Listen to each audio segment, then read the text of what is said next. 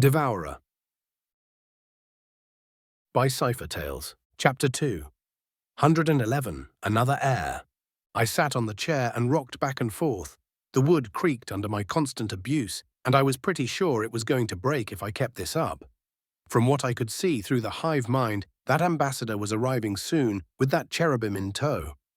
I asked Zarkov to find a sufficiently malleable cherubim that I could twist to my designs. Of course, I didn't exactly phrase it like that, but I think he got my meaning. I remember lengthy discussions with Cecilia on how we should approach the Devourer problem. I have to head back to Hell soon, so I need to make sure Cecilia has something to work with. It's a good thing I have Ego now, so I have another proxy besides Legiana to keep things working. Still, Ego's presence was odd to say the least. He just popped up one day. I didn't get any new abilities that day. I just noticed his presence one day. In fact, most of the other minds in the hive didn't know what to make of him either. Yet I do sense a kind of affinity between him and other members of the hive. They really are taking their time, Cecilia said idly as she sipped her wine. I glanced over at the projection of her as she lazed around in her private room, back in Avalon. This was a fancy new invention I came up with. It's far better than the old design of having a small, choppy projection. To do this, you needed to be able to transmit a vast quantity of information across large distances. So how would someone do this? Well, if you were using normal means, you would have to drag massive enchanted mithril cables across the world. But the hive mind could outperform physical means by a mile. All records of the Empire were slowly being stored inside the hive mind. I even created specialized creatures that serve as databanks to help with information storage. All in all, my empire can now communicate faster than any other nation. But I did have to hire more admin staff since things are moving so much faster now. However, the productivity boost is always worth it. Throw in paid holidays, medical benefits, performance bonuses, and education grants to incentivize good behavior. I probably have the most productive workforce in the world. Well, things are more efficient in the Empire. I trust you remember your orders taking days to reach the borders just a year ago, I replied as I continued abusing the chair. I suppose that is true. These advantages are slow and hidden, but undeniably present. We did get that ship moving in 3 days. Having records instantly pulled out and hive workers who need no sleep speeds things up a bit, Cecilia replied. They'll be here soon, I said, and Cecilia nodded as she finally put her glass of wine down. Soon the door opened and I saw the cherubim I had heard so much about. Yael, the cherubim, a young cherubim with the vigor of youth, yet possessing a passive disillusionment. Yael did a double take as he saw me and Cecilia staring at him. Huh. My, oh my. This is unexpected. Yael is an heir of the firstborn, not as powerful as Regari, but an heir nonetheless. I'm not exactly sure why, but I can only tell when I see them in the flesh. Observing through the hive doesn't exactly reveal it, but seeing it in person allows me to sense it to a degree. There is something about the heirs that allows them to outperform the others. Better constitution, better reflexes, better mental fortitude, a lot of things. To put it simply, heirs are just a superior model of the baseline. Hello, Yael, we have heard quite a bit about you, Cecilia said with a smile as her projection flickered slightly. The flicker was intentional since the projection was rather realistic. We wouldn't want Yael to think that the Empress came here just for him. That would raise too many suspicions. I see. And you are the great beast? Yael asked tentatively as he glanced at me. In the borrowed flesh. It's a proxy body, really useful when you can't be bothered to travel across the world. I replied with a grin. So what do you need from me? Yael asked as he furrowed his brows. Nothing, really. Cecilia said idly, traced a finger across the table. Just some information, you see, Yael. The situation is getting bad in Devourer. Collapse seems likely at this point, and intervention is needed. Corruption is rife in this empire. Part of the reason I sent the ration bars was that they look unimpressive, so they are less likely to get embezzled, Cecilia said. And it is also why we bypassed the Devonian crown and gave it directly to you, Zarkov added, and Cecilia nodded in affirmation. I hope you will forgive the candid words I am about to say. But as far as the Avalonian Empire is concerned, We already consider the Devonian Empire as a fallen state. We have no interest in working with the Devonian crown. We would much rather work with the Seraphim to stabilize the region, Cecilia said. I feel this should be referred up the chain of command. Yael replied stiffly. They don't care, Yael. They care about us and the power we wield. Devonia is a counterweight to my empire, or at least so they believe. In truth, they are not. Devonia is dead. We are just trying to save the people within it, Cecilia said calmly, and Yael bit his lip in response. The reason why I have called you here is quite simple. Those wagons of food I delivered will feed this capital for a week at most. For the slums, it can last a few months. For the nation, not even a day. The scale of this problem is far beyond anything any of you can do without assistance. The only nation in the position to help you is the Avalonian Empire. So I am here to ask you something very simple. What are the largest issues plaguing this nation? And I don't mean what's happening in the halls of power, Cecilia said. If it was up to me, I would have all the nobles executed and replaced. It would make stabilizing this place easier, I said with a laugh. So what are the issues? The issues no one in power would care about, Cecilia said as she interlocked her fingers. As I listened, I couldn't help but be impressed by some of the issues he brought up. He noted that the streets were becoming so dilapidated, movement through the city was becoming problematic. Corpses were piling up, and there were not enough people to handle them. Rampant loss of sanitation leading to disease outbreaks. Malnutrition exacerbating these disease outbreaks. The guard were corrupt, the nobles were corrupt, and criminal gangs were popping up. Okay, that last one was mostly my fault, since I basically own the underworld, but he doesn't need to know that. Food is an obvious one, and the farming industry has basically collapsed mostly due to corrupt nobles. The tax ministry has also gone down the drain, as has the Ministry of Justice and the Ministry of Trade. Ah fuck, I'm going to have burned the whole thing down, don't I? I mean, the original plan was to take over the place under the Seraphim's nose, but this is shaping up to be a lot of work. Thank you for the information. We will soon enter into negotiations with your leaders with regards to this, Cecilia said as she glanced at Zarkov. The ambassador has said a great many things about this place. Your name in particular comes up a lot. Your methods are effective, I will give you that. I believe you have the highest confirmed kills of any cherubim, Cecilia said. I have just served the longest empress, and I always volunteer. Yael replied stiffly. It seems buttering him up isn't going to work. Small and weak he may be, but his mind is far from empty. His loyalty is strong too. He will be difficult to sway, but yet I can't help but feel a tinge of jaded nihilism amongst all that idealism. I know for a fact the Seraphim will not live up to his expectations. Perhaps that will be the angle. At the end of the day, he is an heir, and it will be a waste to dispose of him. Plus, having such a positive and earnest individual be rewarded and cared for will win points for me with Mihaela and the Crowfather. Though they are on my side, they are only supporting me because they want to rid the world of the Seraphim's control. The day those chains are broken is the day they start to re-evaluate our alliance. I will need a way to persuade these two that the virtues they uphold will be upheld in the new world I plan to build. A loyal young cherubim who is virtuous in the extreme would probably be quite welcome company for those two. I mean, Mihaela has already taken a liking to Regari. Regari is a lot of things, but virtuous is not one of them. He is a survivor, and survivors will do anything to protect what they hold dear. I know if given a choice between his sister and an entire city of innocents, Regari will burn that city to the ground to save his dearest sibling. I suspect Yael will do the opposite. Which is annoying, of course, since I would need to somehow make this naive idiot buy into my cause. I mean, I could just kill him, but heirs are rare as hell. It would be waste to get rid of him without even trying. Plus, Yael could be used as a puppet to control the Seraphim. His whole cherubim deformity thing could be easily fixed just by some simple edits. I mean, I already have the wings on my back, so I just had to water it down and stick it on his back. He already had the natural control over it, considering he could flap those useless things on his back. Listen, boy, I said suddenly, and Yael visibly flinched when I spoke.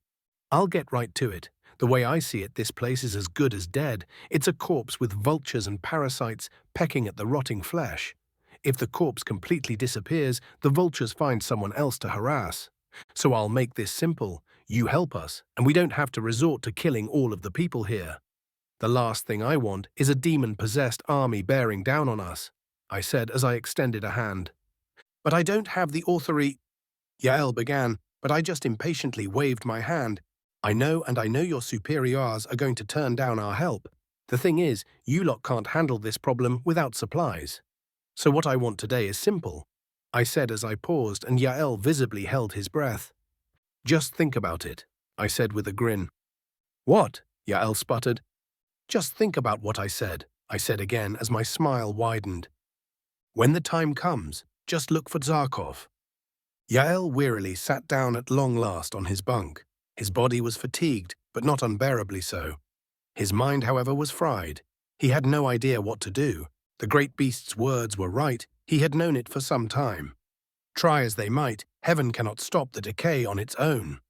They needed help, and from what Yael had seen, their best option was to go to the Avalonian Empire for help. His superiors wouldn't agree. They would rather burn the innocent along with the guilty to stamp out the demons. The fact they are facing the demon problem in the first place was probably enough to incriminate the entire empire in the eyes of the Seraphim. The Inquisitors are very clear on their stance on heresy. They are heaven's most brutal enforcers. They burn away what shadows the light cannot banish. Yael ran a hand through his hair. The Inquisitors were led by a Grand Inquisitor, but the Grand Inquisitor has little time for mundane affairs. Instead, as far as matters of personal concern, he sent out his confessors. Word just came in that High Confessor Sullivan, one of the most devout, harsh, and ruthless confessors, was now in the capital. Their numbers were few, with only 12 confessors total, and High Confessor Sullivan was the most senior of them. Where the High Confessor goes, the other 11 follow. Things were about to get very ugly very soon. Just as Yael was about to turn it for the night, he sensed someone enter the tent. Yael felt the angel's footsteps thunder into the tent, and he felt the cold gaze land on him. Yael shut his eyes as he cursed his bad luck. It must be about his meeting with the Empress. Sergeant Yael, the High Confessor wishes to see you, the deep voice rumbled. Yael turned and saw the bright gold armor of a confessor facing him. Yael nodded mutely as he stood up. Yes, my lord. Chapter 2. 112. Confessions. Yael felt his mouth go dry as he stared at the confessor's ornate gold armor. The confessors and inquisitors served Archangel Sylvana. Most who were under their purview did not live to tell the tale. They were the guilty until proven innocent sort. Yael stood up rather shakily as he glanced at the sizable serrated spear and gulped as he gazed at the cruel edge of the blade. It was an ornate weapon, specifically designed to humiliate its opponent. It had large hooks on the blade and the flange below it. The blade was designed to grab and hook opponents quickly. The end goal was relatively simple. The enemy ended up face first in the dirt, and they then got skewered like fish. The stakes used to impale heretics were also shaped like their spears. Come with me, the High Confessor wishes to speak with you, the confessor said. Yael nodded mutely as he followed after him. The walk felt like he was marching to the gallows. He couldn't tell what the confessor was thinking thanks to his faceless helmet. At least the walk wasn't far. Just a 5-minute walk away was the infirmary. The first thing he noticed was the scream. He looked over at one of the medical tents and saw a woman and man being dragged out. They looked starved and sick, but the two confessors did not seem to care. They were roughly thrown into the mud, and the two confessors readied their spears. Please, we didn't know. She was just a woman. We thought she was afraid, so she was hiding, the man begged as he threw himself at the confessor's feet.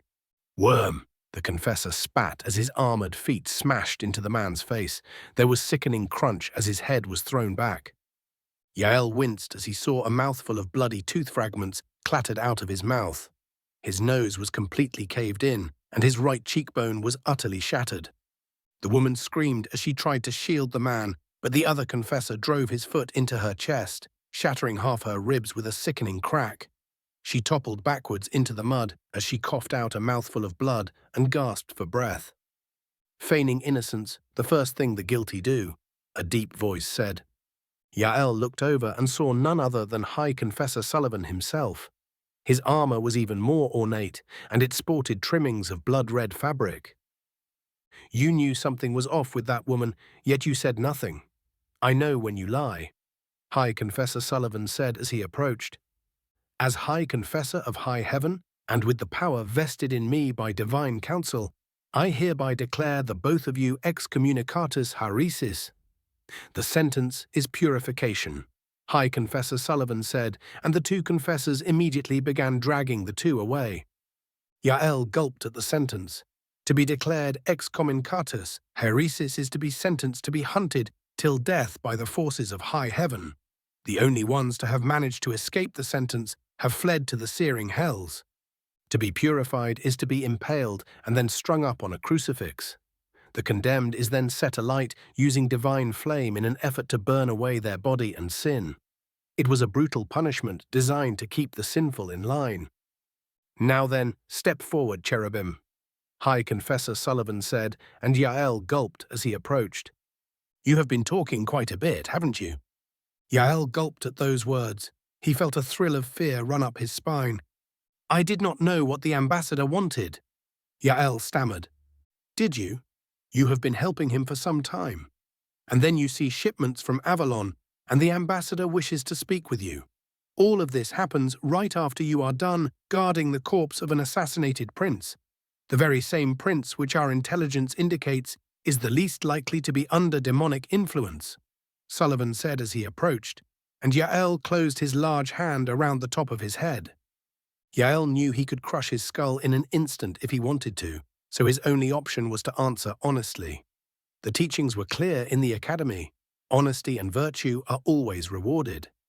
I did not know of the intelligence on the prince, but I should have thought more deeply into it. My apologies, High Confessor. I will work to do better in the future. Yael replied stiffly. Good answer. Now you may begin by explaining what transpired within the embassy, Sullivan said as he released Yael's head. Yael had to hold back a shudder as he felt the vice-like grip release him.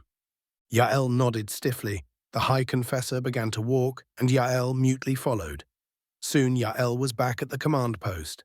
His bunk was near the command post, so he had essentially walked away from the command post just to walk back. If this was just a show of power, he had no idea, but the Milita Codex was clear on following orders. Yael knew his superiors knew best. They were experienced, and some had fought in 1,000 campaigns. He was brought into an office, and he was permitted to take a seat on a rather comfortable chair, although the chair was far too large for him.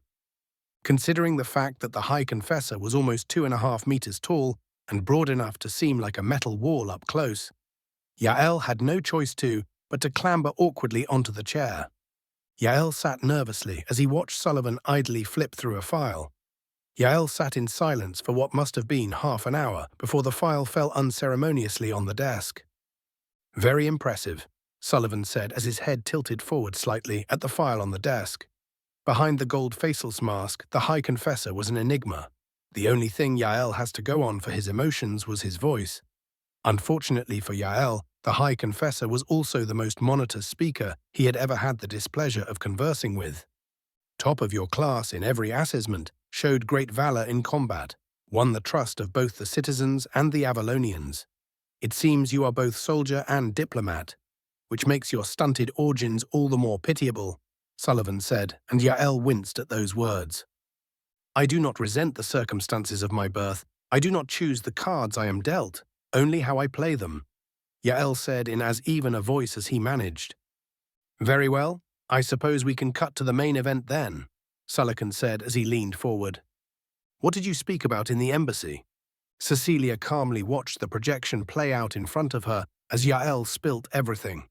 One of her dear friend's earliest creations was the mind-bore parasite. He could deploy millions of eggs into the water system and infect an entire population. As far as she knew, it was completely undetectable, since no one other than herself and the members of the hive were aware of these parasites being present. It allowed the hive monitor the vision, hearing, and sensation of any infected individuals.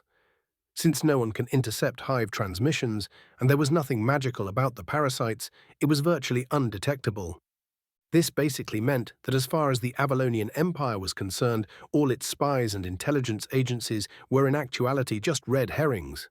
It would not do for the enemies of the Empire to realize that there was a way for the Empire to gain crucial intelligence without any intelligence operatives. Although there was a slight flaw, the Seraphim themselves were immune to it. It seems the biology of the more powerful races meant their immune systems were able to easily destroy the eggs before they could hatch. Pouring more power into the parasites would risk discovery, so for now Cecilia and friend have decided to leave it as is. However, the cherubim were perfectly infectable. Cecilia couldn't help but chuckle at the accidental prediction of the Seraphim. They believed the cherubim would be an instrument of their downfall. They mostly say this because of the very obvious decline of Thea bloodline. They were mostly right. They thought that weakness would bring defeat in battle. But in truth, wars are won before they begin. Know thy enemy, know thyself, and you shall never know defeat. As for the Seraphim, they were so predictable, her friend almost seemed prescient. Cecilia calmly watched as she wondered if perhaps the High Confessor would kill him. It would be a waste, considering he was an heir, but he wasn't worth enough to tip her hand just yet. Yael predictably spilled everything, and he was nothing if not earnest. Cecilia was glad to see that he was indeed exactly what she expected, a good, loyal little soldier. The High Confessor seemed happy, and it looked like he was going to be let go, which means this particular problem was fixed for now. Cecilia grabbed her royal seal and stamped the final approval for a diplomatic mission to Seraphim in the Devonian Empire. The seal also underlined a proposal for the Seraphim to take over as an interim government in Devonia, essentially deposing the Devonian crown. Her friend had just headed back to Hell, and he also dragged most of her wine store with him. With her friend aiming to seize control of Hell and demons causing the most problems, she planned to use Divinia to diminish the power of the Seraphim. Cecilia then moved on to another report. The Mugamans were making good headway with the Eastern Valerians. The influx of refugees is causing some states to buckle under the strain. Soon an intervention will be necessary, but the main problem is getting the Seraphim to accept the expansion of the Avalonian Empire. This would put the Avalonian Empire on the same landmass as Devonia, and with a burrowing hive, the mountain range does nothing as a barrier. Cecilia paused as she gazed at the map. She needed leverage. But that was a plan for later. For now, she needed to get things moving. With her friend gone off to Hell, she was left handling things here alone. Cecilia grimaced as she felt a slight unease at the thought of her dear friend being absent. She knew she was lucky to have him. Absurdly lucky, in fact. Without him, Trallis would have wiped Avalon off the map, or maybe she would just be stuck in that tower. She knew he was the backbone of this empire. Without him, nothing they have now would be possible. Yes, she herself contributed significantly to the success of the empire, but not having her loyal friend at her back makes her feel vulnerable and unguarded. Then she heard a knock on the door that tore her from her thoughts. The door opened rather unceremoniously, and she saw the Crowfather standing in front of her. He took off his wide-brimmed hat and respectfully entered. "Hello, Empress," the Crowfather said as he entered. "Hello, is there something wrong?" Cecilia asked as she put down her pen. "Perhaps, perhaps not," the Crowfather said cryptically as he closed the door behind him. "I heard tale of a rather dubious offer en route from the halls of high heaven," the Crowfather said as he approached Cecilia's desk. "And that is?" Cecilia asked as she crossed her arms. "An offer of acceptance of your plan with the devotee creature. A thorned olive branch, no doubt. Sylvana only offers poison, never succor. She is the virtue's best enforcer.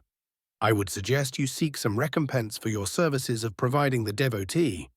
The Archangel Sylvana would only have agreed if she planned to get far more than what she would pay. She has a plot, that I am certain," the Crowfather said grimly.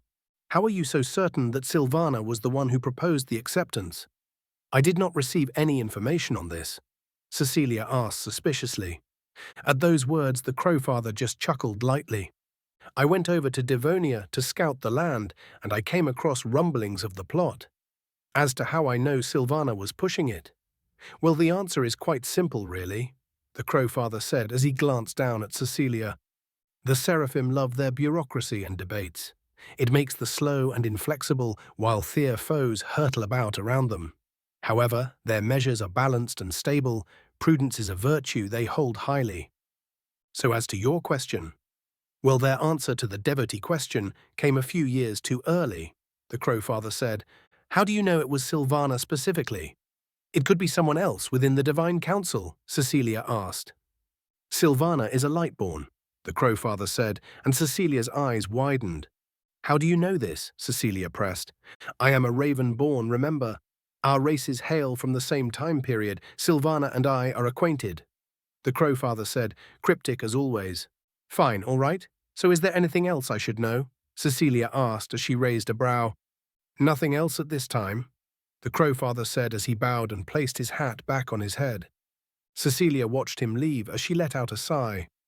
She just couldn't read him at all. He was like a black void of mystery. It wasn't that surprising. Cecilia was only 20 years old, and the Crowfather had been alive since before humans existed. At times, it almost felt like she was being led around in circles. But Cecilia highly doubted that, at the end of the day, to deceive her was to deceive her dearest friend. Still, the sheer difference in experience and wisdom was disconcerting. Mahala was similar in this respect, but her dear friend handled her. Perhaps it would be best to leave interacting with the ancients to her dear friend in the future. One last thing, Empress, the Crowfather said as he stopped in front of the door. He did not turn back, and Cecilia could only see his robed silhouette topped with his wide-brimmed hat. Do not underestimate the Seraphim. Though they are atrophied, they are still a formidable opponent. Their societal systems are slow to move, but once they gather momentum, they will surprise you. There is the reason they have been the uncontested masters of this world for so long, the Crowfather said. Thank you for your candor. I will keep it in mind. It is not my habit to underestimate my foes. Cecilia muttered. The Seraphim are the creatures of light, and the light shines brightest in the darkness. Never forget that, the Crowfather said as he turned his head slightly and glanced at Cecilia out of the corner of his icy blue eye. I will not, Cecilia replied placidly. The Crowfather, in response, just nodded slightly before turning to the door again. There is an old saying amongst the Seraphim, or perhaps I should say, the Lightborn. These words were uttered from the lips of the one who sparked the flames of rebellion against the old gods. Many said to rebel against the old gods was madness. But he did not agree. The Lord of Dreams, for all his faults, was not one to be so easily cowed, even against the gods themselves. The Crowfather said as he leaned more heavily on his cane, as if he was feeling a great weight on his shoulders. Lost causes are the only ones worth fighting for. These words still hold sway in many hearts in high heaven. Chapter 2. 113. Back to Hell. Cecilia grimaced as she glanced down at the parchment before her. The Seraphim were going to accept the deal of prayers from the devotees. They were taking the leash. But why? The plan was to force them into it and use it as a bargaining chip.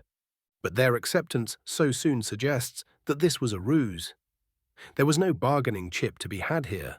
With her friend gone off to hell, she would have no choice but to settle this herself. However, she did have some options. Her friend did say to ask Legiana and Malagaros if something bizarre came up. Perhaps her friend had some contingencies. When the door was unceremoniously thrown open, she looked up to see none other than Legiana standing there. Malagaros may potentially have a solution to your problem, Legiana stated at the door. What is it? Cecilia said as she rose to her feet. See for yourself, Legiana said as she extended a hand, and Cecilia got up from her desk. She took Legiana's hand, and they were instantly teleported into the bowels of the massive hive structure deep below the capital. Cecilia's eyes took a moment to adjust to the darkness, and immediately fluorescent creatures on the walls lit up to help her see. Most hive creatures had perfect dark vision and could move in complete darkness. However, humans were not so lucky. Every inch of the hive structure was filled with those fluorescent creatures in the event humanoids needed to traverse the tunnels. It wasn't just for her. If war broke out, these tunnels would serve as evacuation paths. Yes, the walls, floors, and ceiling were made of flesh and chitin, but it was preferable to dying above ground. Cecilia had ordered the entire network to be large enough to house the capital's entire population. The experience would most likely traumatize the average citizen, but Cecilia was sure they wouldn't mind that much if they had to run down here. Cecilia heard an ominous skittering, and he glanced up to see none other than Malagaros on the ceiling. His 6 insect legs clung to the ceiling before detaching and quickly dropping down. Even though she has seen him numerous times, his body still sends a thrill of primal unease up her spine. His body was of an ancient design, built for a cruel purpose. He had a vaguely humanoid-shaped torso attached to an insect's lower half. The torso was just a shell and could open up to reveal tentacles adept at probing and dismantling any living creature. Each of his legs were filled with sharp spines. Malagaros did not stick to walls. He stabbed his legs into the surface to get a foothold. Every part of his body screamed violence and brutality. His designer cared little for collateral damage. His body reflected that to a T. The Serpahim seems to be willing to take the offer of the devotee, Malagaros said as he approached. Yes, it seems they have tricks up their sleeves, Cecilia stated, and Malagaros simply responded with a gurgling laugh. Creatures of light they may pretend to be, but few are as skilled at trickery as the foul children of light, Malagaros said as he turned to face a wall. The wall opened up, revealing several holding vats filled to the brim with a sickly green fluid. Through the transparent wall, she could see another creature. This one was an odd-looking thing. In fact, it resembled Malagaros in design. No armor, no weapons, nothing. It looked like a fleshy bulb atop 4 spindly insect legs. Cecilia took a knowing step back as the fluid drained from the tank and the carapace opened with a hiss. The odd, gelatinous creature stepped out of the tank and unceremoniously plopped itself onto the ground while using its legs to stabilize itself. I assume there is more to this than what meets the eye, Cecilia asked as she raised a brow at Malagaros. Yes, the devotees are but a ruse, which is why my king designed them to look humanoid. These are the real devotees, Malagaros stated.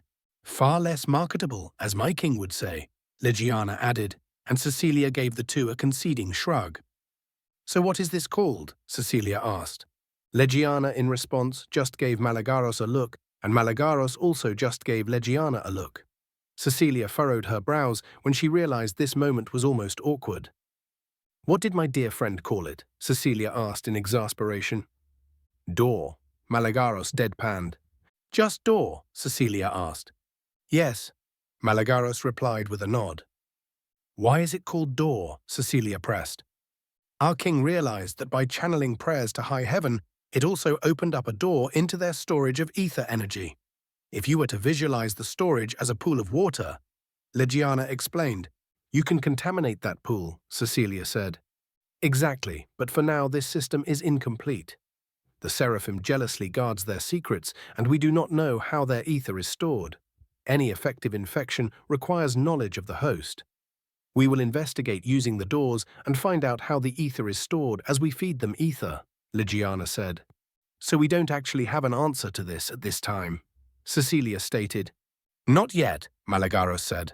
The game grows more interesting. I sense the hand of the ancients in this, Malagaros stated as he glanced at Legiana.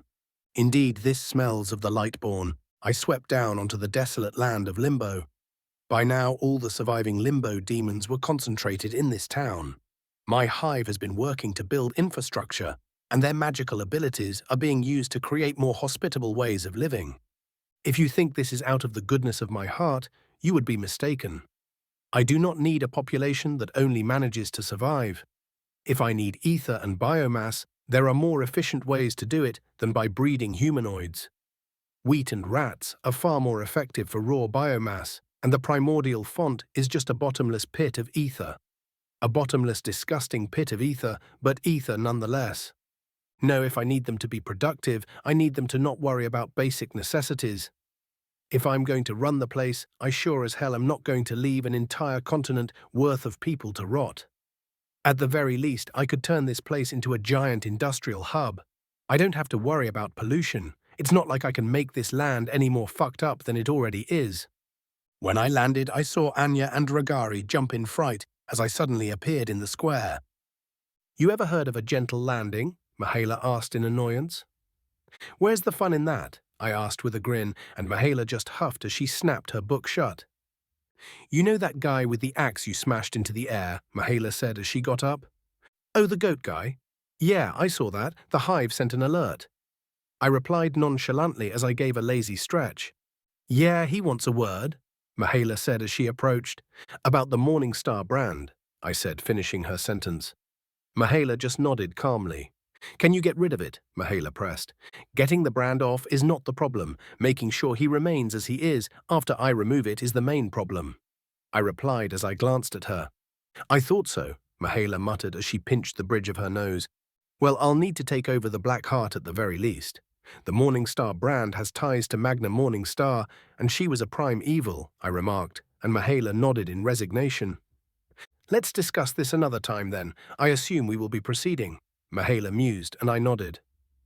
Yes, the food situation here is bad, so I brought something that should tide them over as the druidic magic takes hold for the fields, I said as I waved my head, and 5 giant metal containers appeared in mid-air before crashing unceremoniously onto the ground.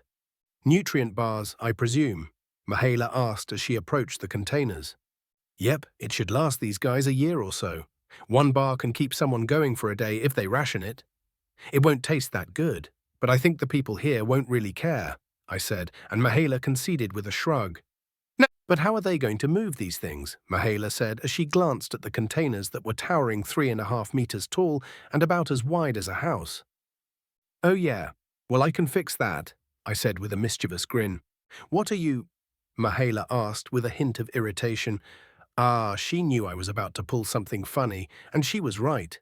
With a snap of my fingers, the containers vanished, but left all their contents behind. Without the container, the giant stack of bars just collapsed on top of itself, and I barely caught the flash of annoyance on Mihaela's face before she was buried under the sliding tide of nutrient bars. There was a slight pause before she shot out of the pile with a mighty flap of her wings, sending the bars flying into the air in all directions. Very funny, Mihaela said dryly. I heard a muffled cry coming from the other side of the collapsed pile of nutrient bars. Mihaela just sighed as she flew over to the source of the sound. With a wave of her hand, the bars lifted off the ground with an ethereal blue glow, and I saw none other than Ragari and Anya lying on the ground, gasping for air. These two must have walked closer to the container to get a better look and ended up trapped in the ensuing nutrient bar avalanche. I suggest you move, Mihaela said bluntly as she glanced at the massive stack of nutrient bars she was holding up. Once the two scurried away, she sighed as she dropped the stack back down. Anyway, we should speak with the elders. They are wondering what is to become of all of them. They are nervous, to say the least, Mihaela said as she gently landed back down onto the ground. Why do I scare them that much? I asked with a low, feral laugh. Yes, but honestly, Surchax does like to spend her free time terracing the locals. Mihaela grumbled, and I just laughed in response. We headed to the main Capitol building, if you could even call that crumbling ruin anything so grand. What about Rosa? She causing any nightmares? I asked, and Mihaela just grumbled something under her breath that sounded suspiciously like, no, but I'm not sure if that's a good thing. What? I asked. She isn't so much terrorizing as she is blatantly oppressing, Mihaela replied. Well, she is a vampire queen, I mused. Yes, I suppose she is, Mihaela grumbled. When we reached the Capitol building, I quickly understood what Mihaela meant with regards to Rosa. As to why I did not know, it seems my hive did not see anything out of the ordinary, and thus did no alert me to what they were doing. She was sitting on a comfortable-looking chair out in the open. There were 2 limbo demons fanning her, and another was standing by with a bottle of wine. Rosa herself was holding a book in one hand and a glass of wine in the other. As for her legs, they were currently kicked up on the back of a poor soul that was on his hands and knees, effectively acting as a living footrest. For all intents and purposes, she looked like she was on vacation. I see you are enjoying yourself, I remarked with a laugh as I approached Rosa. I'm surprised Mihaela let you do this. I added as I glanced at her Mihaela, who just sighed again in response. These cretins were getting unruly. Mihaela couldn't keep them in line, bunch of wretched degenerates that they are. The hive would cause too much terror, so Surchax and I tried something else, Rosa said as she took her legs of her living, breathing footrest, who quickly scampered up to his feet and stood beside her like an obedient little pet. I suppose tyranny has its uses. I replied with a laugh. Yes, a lesson Mihaela refuses to learn. What with her code of honor and all, Rosa said as she held out her wine glass to the side, and servant quickly took it from her with trembling hands. You will find the populace pacified and obedient. They should not prove troublesome to instruct, Rosa said. Good work. This should speed some things up, I said as I glanced at the capsule building, and as expected the gaggle of so-called elders filed out of the crumbling ruin they call a building. The lead elder, whatever his name is, approaches fearfully and falls to his knees. The rest do the same, and all of them lower their heads into the dirt. We greet you, Great One. We are yours to command, the lead elder said. I glanced to the side and saw Anya standing at the side. It seems she has resigned her position on the council. A wise choice. No doubt Regari has told her what he knew of me. Very wise of him. Heirs are really different. That clarity of mind will be a great asset. Most of the other more weak-willed fools have their minds collapse into mush the very moment they meet me. I'm almost sorry to say that perhaps Rosa and Surchax's efforts were in vain. Seeing as all of you are alive, I assume you are behaving. I heard you lot were an unruly bunch. It turns out you just needed a big enough boot to keep you in the dirt. I replied with a low, grumbling laugh. My voice was loud enough that even that laugh was enough to send tremors through the ground. No, Great One. We live to obey, the lead elder said through chattering teeth. They are afraid. We do not immediately kill all that we capture. Living specimens have uses, Adhaya said through the hive mind. Yes, we do know kill everything immediately. Live specimens are useful for experimentation. The threat of a torturous existence was an excellent deterrent. I mean, the black box's reputation in the Empire speaks for itself. People were terrified of it. Speaking of terror, I glanced down at the bunch of trembling elders. Looks like this was going to be rather straightforward. I leaned down until my face was just an inch from the lead elder. I could sense his fear, and from the looks of it, he was just a few more shocks away from wetting himself. Look at me, I growled at the lead elder, raised his head as his pupil dilated at the sight of my serrated fangs. Do you like factories? Chapter 2. 114. Once more into the flame. I curled up on the ground as Adhaya started discussing the fine details of the new world-spanning factory we were building. Food production would be minimal in this place, and in fact part of this design was for Limbo not to be self-sufficient. This place was filled with trash. The Limbo demons could breed, but most were chained fools. The scum of the scum, useless fools who were discarded by even demons. I needed a passive form of leverage to keep them in line. Rosa had the right concept, but her execution was off. Fear needed to be maintained, but hunger was always present. You couldn't grow enough food here, so by controlling the food supply, I could basically put a collar on all of them. In exchange for raising all of you out of the filth and misery you find yourselves in, our great king demands your efforts and labor, Adhaya said as she glowered down at the gathered and trembling elders. Not all the demons here may agree. They are an unruly bunch. We are fearful, the elder began, of quiet resistance. I grumbled from my seat. The elder visibly flinched and cowered as my voice rumbled through him. They won't rebel overtly. Fear won't work on everyone. Some will be foolish enough to entertain the delusion they can hide from me. It's stupid, of course, but I expect I will need to make an example of a few of them. If any of your fellows are so eager to depart the mortal coil, then I am happy to oblige, I replied with a grin. Now then, enough of your groveling. It makes me sick. Get up. I want to know what is the situation with all of you, and why my servants have seen fit to turn all of you into shivering wrecks, I said with a huff of slight annoyance.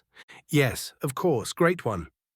There are, the elder began, but faltered as he began to tremble. There are, I prompted, and he trembled even more. There are some who refuse to obey. They claim they are just slaves trading one master for another. The elder stammered. Well, they aren't wrong. I replied dryly, and the elders visibly flinched. I could turn them into dead slaves if they prefer. I mean, look at me. They were expecting liberation after I fed most of this world to my hive. I asked almost incredulously.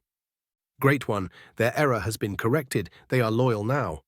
The elder replied, well, loyalty can be fixed. Dissidents can be crushed. But there is one thing you can't fix. I said as I mused on this complex problem. Indeed, it is a complex problem, a problem that even I cannot fix. It's amazing really how these things go, but I suppose even I have limitations. Well, technically I can fix it, but it would take too much effort. So a complex problem requires an excellent, effective, and of course, complex solution. Adhaya, find these idiots and eat them. You can't fix stupid. Regari sat on the edge of the lake as he massaged his arm. He just had another training session with Mihaela, which just amounted to another one-sided beatdown. Over these few weeks, Regari will admit that he has been enjoying himself slightly. At end of the day, he was one of the great beasts. Companions, so many of the limbo demons, practically treated him like royalty. Which he will admit was rather lovely, although his happiness soon faded the moment the training sessions began. Mihaela was out, so that left his training to Rosa, the more reasonable one in the group. Regari sighed as he closed his eyes and remembered the harsh training. The vivid memories of the training sessions replayed in his mind. He could almost feel the blades sting each time his sword clashed with Mihaela's. Her strikes were precise, each movement efficient, and no energy was wasted. It wasn't just the physicality of the combat that wore him down, but the sheer intensity of her focus. Mihaela's strikes coiled around his guard like a snake. Each strike sent pain through his arm. She was able to wear him down, even when he was the one striking. In stark contrast, Rosa's approach to training was a different kind of torment. Her style was deceptively gentle, yet it had an underlying cruelty. She would engage him with a casual grace, almost as if she were sparring with a child. Her strikes were light and deliberate, meant more to nudge him into mistakes than to outright defeat him. It was as though she enjoyed watching him struggle with the illusion of control she maintained. Rosa would faint with a smile, her eyes glinting with mischief as she effortlessly sidestepped his attacks. She'd occasionally let him think he had the upper hand, only to disarm him with a nonchalant flick of her wrist. Each time Regari tried to press his advantage, she would pivot, dance out of reach, and deliver a playful tap with the flat of her blade, reminding him that she was always in control, even when she appeared to be barely trying. Tap, tap, tap. Each trade, she just lightly tapped his sword at the end, always taunting him.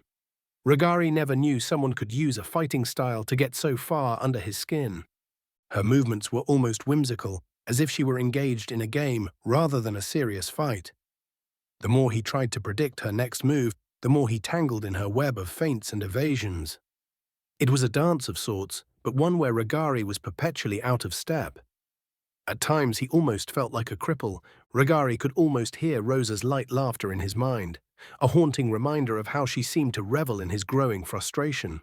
He could see her standing just out of reach, her blade flicking toward him in a series of rapid, teasing taps designed to goad him into rash actions. Her skill lay not just in her physical prowess, but in her ability to toy with his emotions, to make him question his own abilities. She truly was a vampire queen. Mihaela had told Regari all about them, cruel and controlling in the extreme. They reveled in torment and loved to control their prey. Those under a true vampire king or queen would find themselves helpless even when free. They had ways to shackle your mind to them.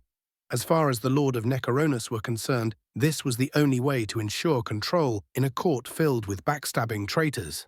What was worse, Rosa was a mage at her core, and she was still so much better than him at the sword. Regari, however, could still take some comfort in the fact that the great beast was absent for some time. Honestly, the great beast terrified him. Just standing in his presence sent shivers up his spine. He slowly reached the edge of the square, and he apprehensively watched as the elders begged for something. The great beast scoffed as he just nodded in Adhaya's direction, and the surrounding hive soldiers instantly sprang into motion. They scattered throughout the town, and in a matter of moments, Regari started to hear the screams. Rigari stiffened as he watched the great beast snatch up the elder with one hand as he growled into the elder's face. "You fools always seem to get too comfortable with me," the great beast growled. "Are you aware I suppress my ether?" At those words, Rigari gagged as the air suddenly turned hazy. Each gulp of air felt like he was inhaling slime. His lungs couldn't expand, and he fell to his knees gasping for air. His throat constricted, and his mouth gaped open instinctively, but still nothing. Rigari instinctively clawed at his throat, but it was no use. His lungs burned, desperate for oxygen that simply wasn't there. Rigari desperately tried to force in a breath, but the weight only pressed harder. His vision began to tunnel, oily shadows twisting at the edges of his vision. It was as if the atmosphere had turned hostile, crushing him under its invisible fist. Rigari looked up and knew what was happening. The great beast had unleashed his power for a moment. He could see the shimmer now, as if the very fabric of reality had been stretched too thin and was starting to fray. The cobblestones beneath his feet began to twist and buckle, their once solid forms warping into spirals and jagged, unnatural shapes. Cracks snaked between the stones, spreading like a virus as they pulsed with the same overwhelming ether saturating the air. In the back of his mind, he couldn't help but think of something. Mihaela taught him a spell that allowed him to see the ether in the air and around creatures. She said it was a useful tool for determining what fights he could and could not take. Now, with the great beast baring his fangs to the world, a curiosity crept into his mind. He could activate that spell, get a glimpse into the true power of the ancients. Mihaela herself glowed like the sun, but that was with her passive suppression of her ether signature. But here he had the chance to gaze at a god. Ether vision. Rigari just managed to gasp out with the last of his air. Then his vision turned white and froze as his eyes suddenly felt like it was on fire. Then darkness. So, what happened with him? I asked as I glanced down at the unconscious Rigari. His eye sockets were now just empty, smouldering holes. Mihaela glared at me before unceremoniously dumping a healing potion on his head. A few seconds later, Rigari gasped as he sat up, scrabbling at his face. Mihaela instantly grabbed his arms to stop his flailing. "Easy, easy, you just got your eyes back. Don't go clawing them out now," Mihaela said. Rigari took one look at me, then at Mihaela, and then threw up all over himself. "A bit extreme of a reaction," I muttered, and Mihaela shot me in another glare. "Hey, not my fault he casted that spell. What you forget to mention to him how it works," I deadpanned. "That spell he casted lets humanoids see ether in a similar way I can. But the catch is all ether vision basically absorbs the ether into the eyes to help the user see. For something like me, the organs in charge of vision are naturally suited to the task. But for a humanoid that does not naturally possess ether vision, their squishy eyeballs just aren't well accustomed to it. So Rigari's eyes just got cooked by too much ether. I may have forgotten to mention the exact mechanics of it," Mihaela replied dryly as she helped Rigari to his feet. "You okay?" Mihaela asked, and Rigari gave her a shaky nod. "What was that?" Rigari sputtered. "Our great leader decided to try to kill this entire town." Mihaela replied dryly. They could take it." I replied with a shrug, and of course I got another glare. "Really?" Mihaela deadpanned as she looked around at the unconscious bodies around me. "They'll wake up," I replied with another shrug, and Mihaela just sighed as she shook her head. I could practically see the migraine forming in her temple. "So what now?" Mihaela asked, now older and wise enough to realize the best strategy to deal with my bullshit was to just move past it. It was the wrong strategy because it made things less fun for me, but well, no one's perfect. "We move on to treachery and work our way up. Alasta has a contact in treachery," I said as I glanced at a nearby shadow, and sure enough, Alistair materialized in gush of flame. "Indeed, my king, Lord Satan and Beelzebub, has made arrangements. Seeing your splendid taming of the of Limbo, they are certain you will succeed." Alistair replied with a cordial bow. "Good," I said as I turned around, and I turned my gaze towards the World Gate. "Meet me at the World Gate. Bring the kid," I said as shot into the air with single flap of my wings. "One last thing before I head out. That weird goat idiot was waiting at the gate." Well, to be fair, he was being forced to wait. No, that's not right either. What was the word again? A. I arrived at the gate, and I saw a pair of briars holding in the idiot down into the dirt. Their twin ether cores were powerful enough to overpower even an ancient warrior. He struggled uselessly as their powerful arms held him down. Tobias was his name, if I recall correctly. Ah, now I remember the word. Captured, that was it. So, you know, if you are trying to persuade me that you are useful, this is not a great start. I deadpanned as I looked down at his squirming form. I can be useful, I just need… Tobias growled as he continued to struggle. Me to remove the Morningstar brand, you see you can be useful to me, but it is a bit awkward how that brand of yours is more useful than you, I said with a grin. What? Tobias sputtered in confusion. Marks like these are links between a piece of property and their owners, so if your brand is still active, it means Magne Morningstar, I said but paused for a moment. Is still alive, Tobias replied softly. You know that of course no one really knows where she is. All most people seem to agree on is that she is alive. Another thing about these links is that they are traceable, which means I can use your brand to find her, I said with a grin, and his face went as white as sheet. No, you can't free her. She's a monster amongst monsters, Tobias screamed.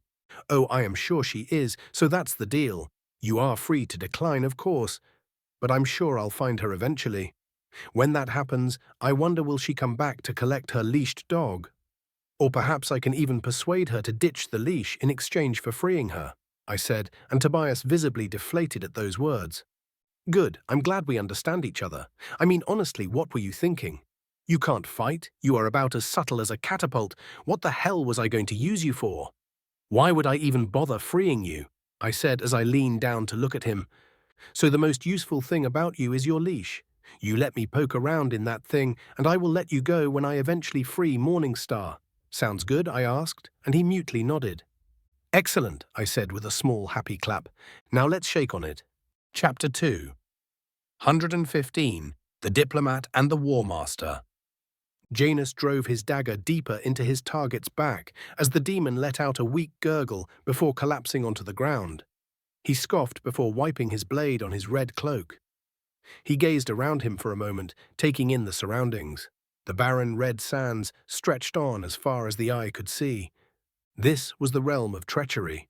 Despite the name, it was a place of redemption. Traitors from across the rings were sent here when they were discovered to have betrayed their masters. In the beginning, treachery did not exist. It was only after Magna Morningstar created this world using the Black Heart that treachery came to be.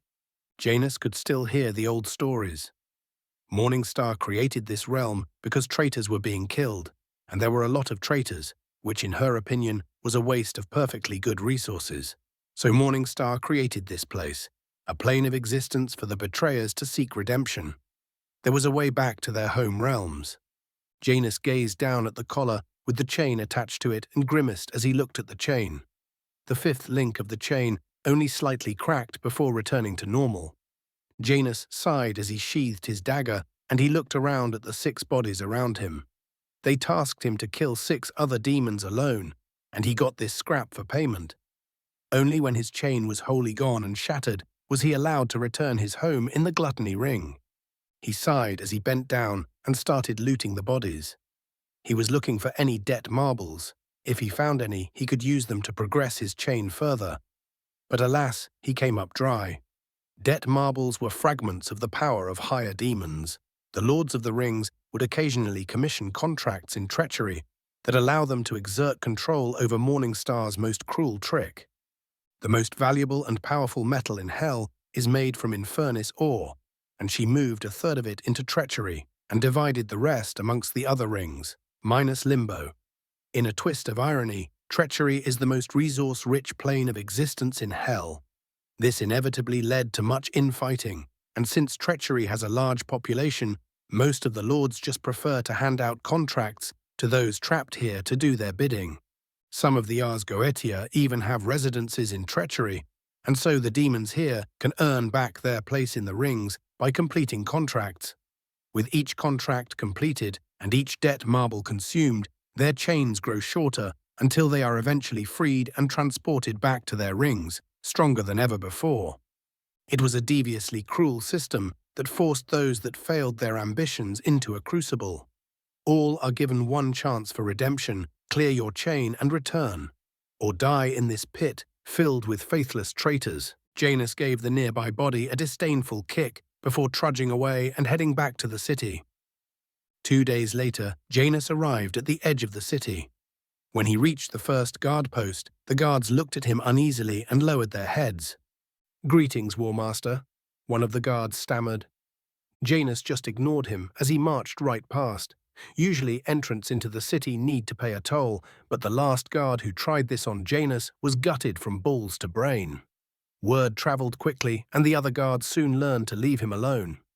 Janus trudged towards the Temple of Redemption as he resisted the urge to spit at the statues of Magna Morningstar adorning the streets. They were made of some indestructible material, so her visage was eternally cursed to leer at the creatures she has damned. He would try to spit at the statue, but insulting Morningstar was a good way to end up dead. It was mostly just a superstition, but some suspect there really was some kind of curse.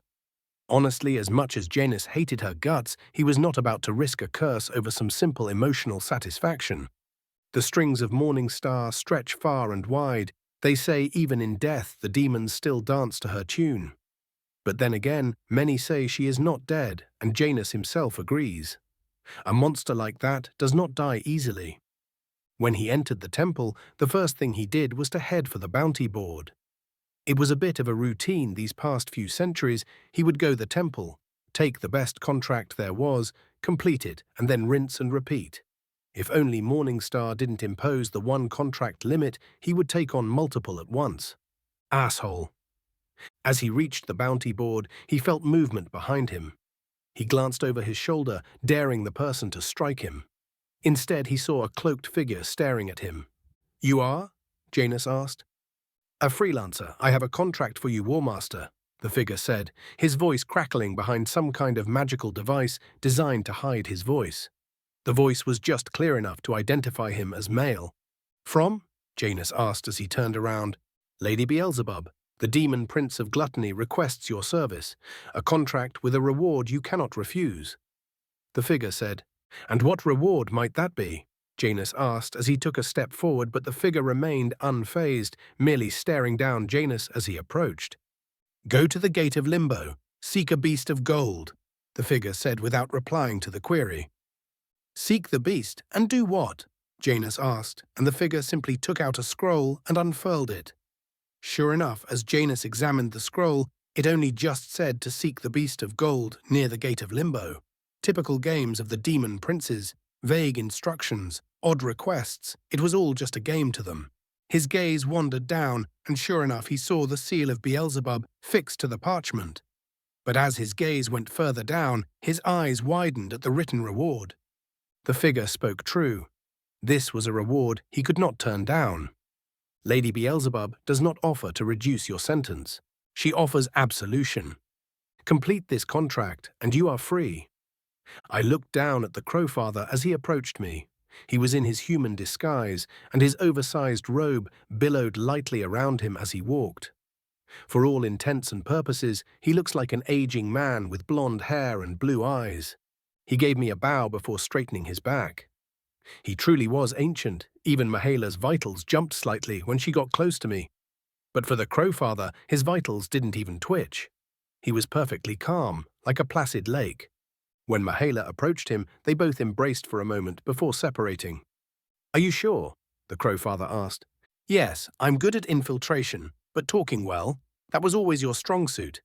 They did used to call you the warrior diplomat," Mahala said. "Sure you just don't want to be here?" the Crowfather asked wryly. "Oh, I definitely don't want to be here, but regardless, with the demon princes now sticking their hands into things, it might be best if you took the lead," Mahala stated with a wry grin. "Well, I do owe Beelzebub a drink," the Crowfather replied with a small smile. "Careful, she might want more than a drink.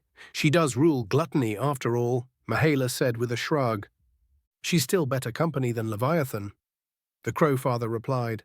"True," Mahala conceded with a shrug. "Now go on. The Empress cannot be unguarded, especially not now." the Crowfather said, and Mihaela nodded. I silently watched as Mihaela shot towards the world gate and turned to look at the Crowfather. "And I thought you would say something," the Crowfather said. "I like to talk, but sometimes silent observation has its uses." I replied with a fanged grin. "Were you observing me?" the Crowfather asked, his voice light and calm. "Of course, I observe everyone. Now come, let's see how much of the legend is true," I said as I turned towards the treachery ring gate. "Let's see what Beelzebub has in store." The moment we popped through the gate, I looked down to see the mysterious cloaked figure staring up at me. This was quite powerful. He could give the Ars Goetia a run for their money. If this one was stuck in treachery, then he must be a loser in one of the great games of intrigue that the demons love to play so much. It has been a while, Janus," the Crowfather said calmly. "You know this guy?" I asked as I glanced at the Crowfather. "We are acquainted," the Crowfather said as he slowly approached the demon named Janus. "Physaros," Janus said as he reached for his weapon. "No need for that, War Master. If we are to cross blades, you will not survive it," the Crowfather said calmly, making no effort to reach for his weapon. What neither of them noticed was that the scroll on Janus's waist was now giving off a small ether signature. It was as if a simple spell had been triggered. As the spell ran its course, I decided to run a simple analysis. Interestingly, I could make out the text "Go to the Gate of Limbo, seek the Beast of Gold," which turns into "Assist the Forgotten Horror, acquire the greatest treasure." Huh, that's interesting, I mused, and the pair paused as they turned to look at me. "Look at that scroll. Something has changed," I said, and Janus paused before he cautiously started reaching for the scroll. I watched him open the scroll, his eyes widened, his face twisted, and then, "Fucking damned bitch. Fuck you, Beelzebub," Janus roared as he threw the scroll into the dirt. A bit extreme of a reaction, I mused, and Janus just started stomping on the scroll. He accepted the contract, so he must carry it out. Beelzebub just gifted you a powerful minion, the Crowfather said. "Well, he doesn't seem too happy about that," I said as I glanced at the raging demon in front of me. "War Master Janus used to be one of Lady Beelzebub's top generals. He used to be Ars Goetia until he lost quite badly during one of the usual blood feuds in the demon courts. As far as I know, Beelzebub cast him into treachery to earn his penance. From what I can assume, Beelzebub offered him absolution from his sins," the Crowfather said calmly.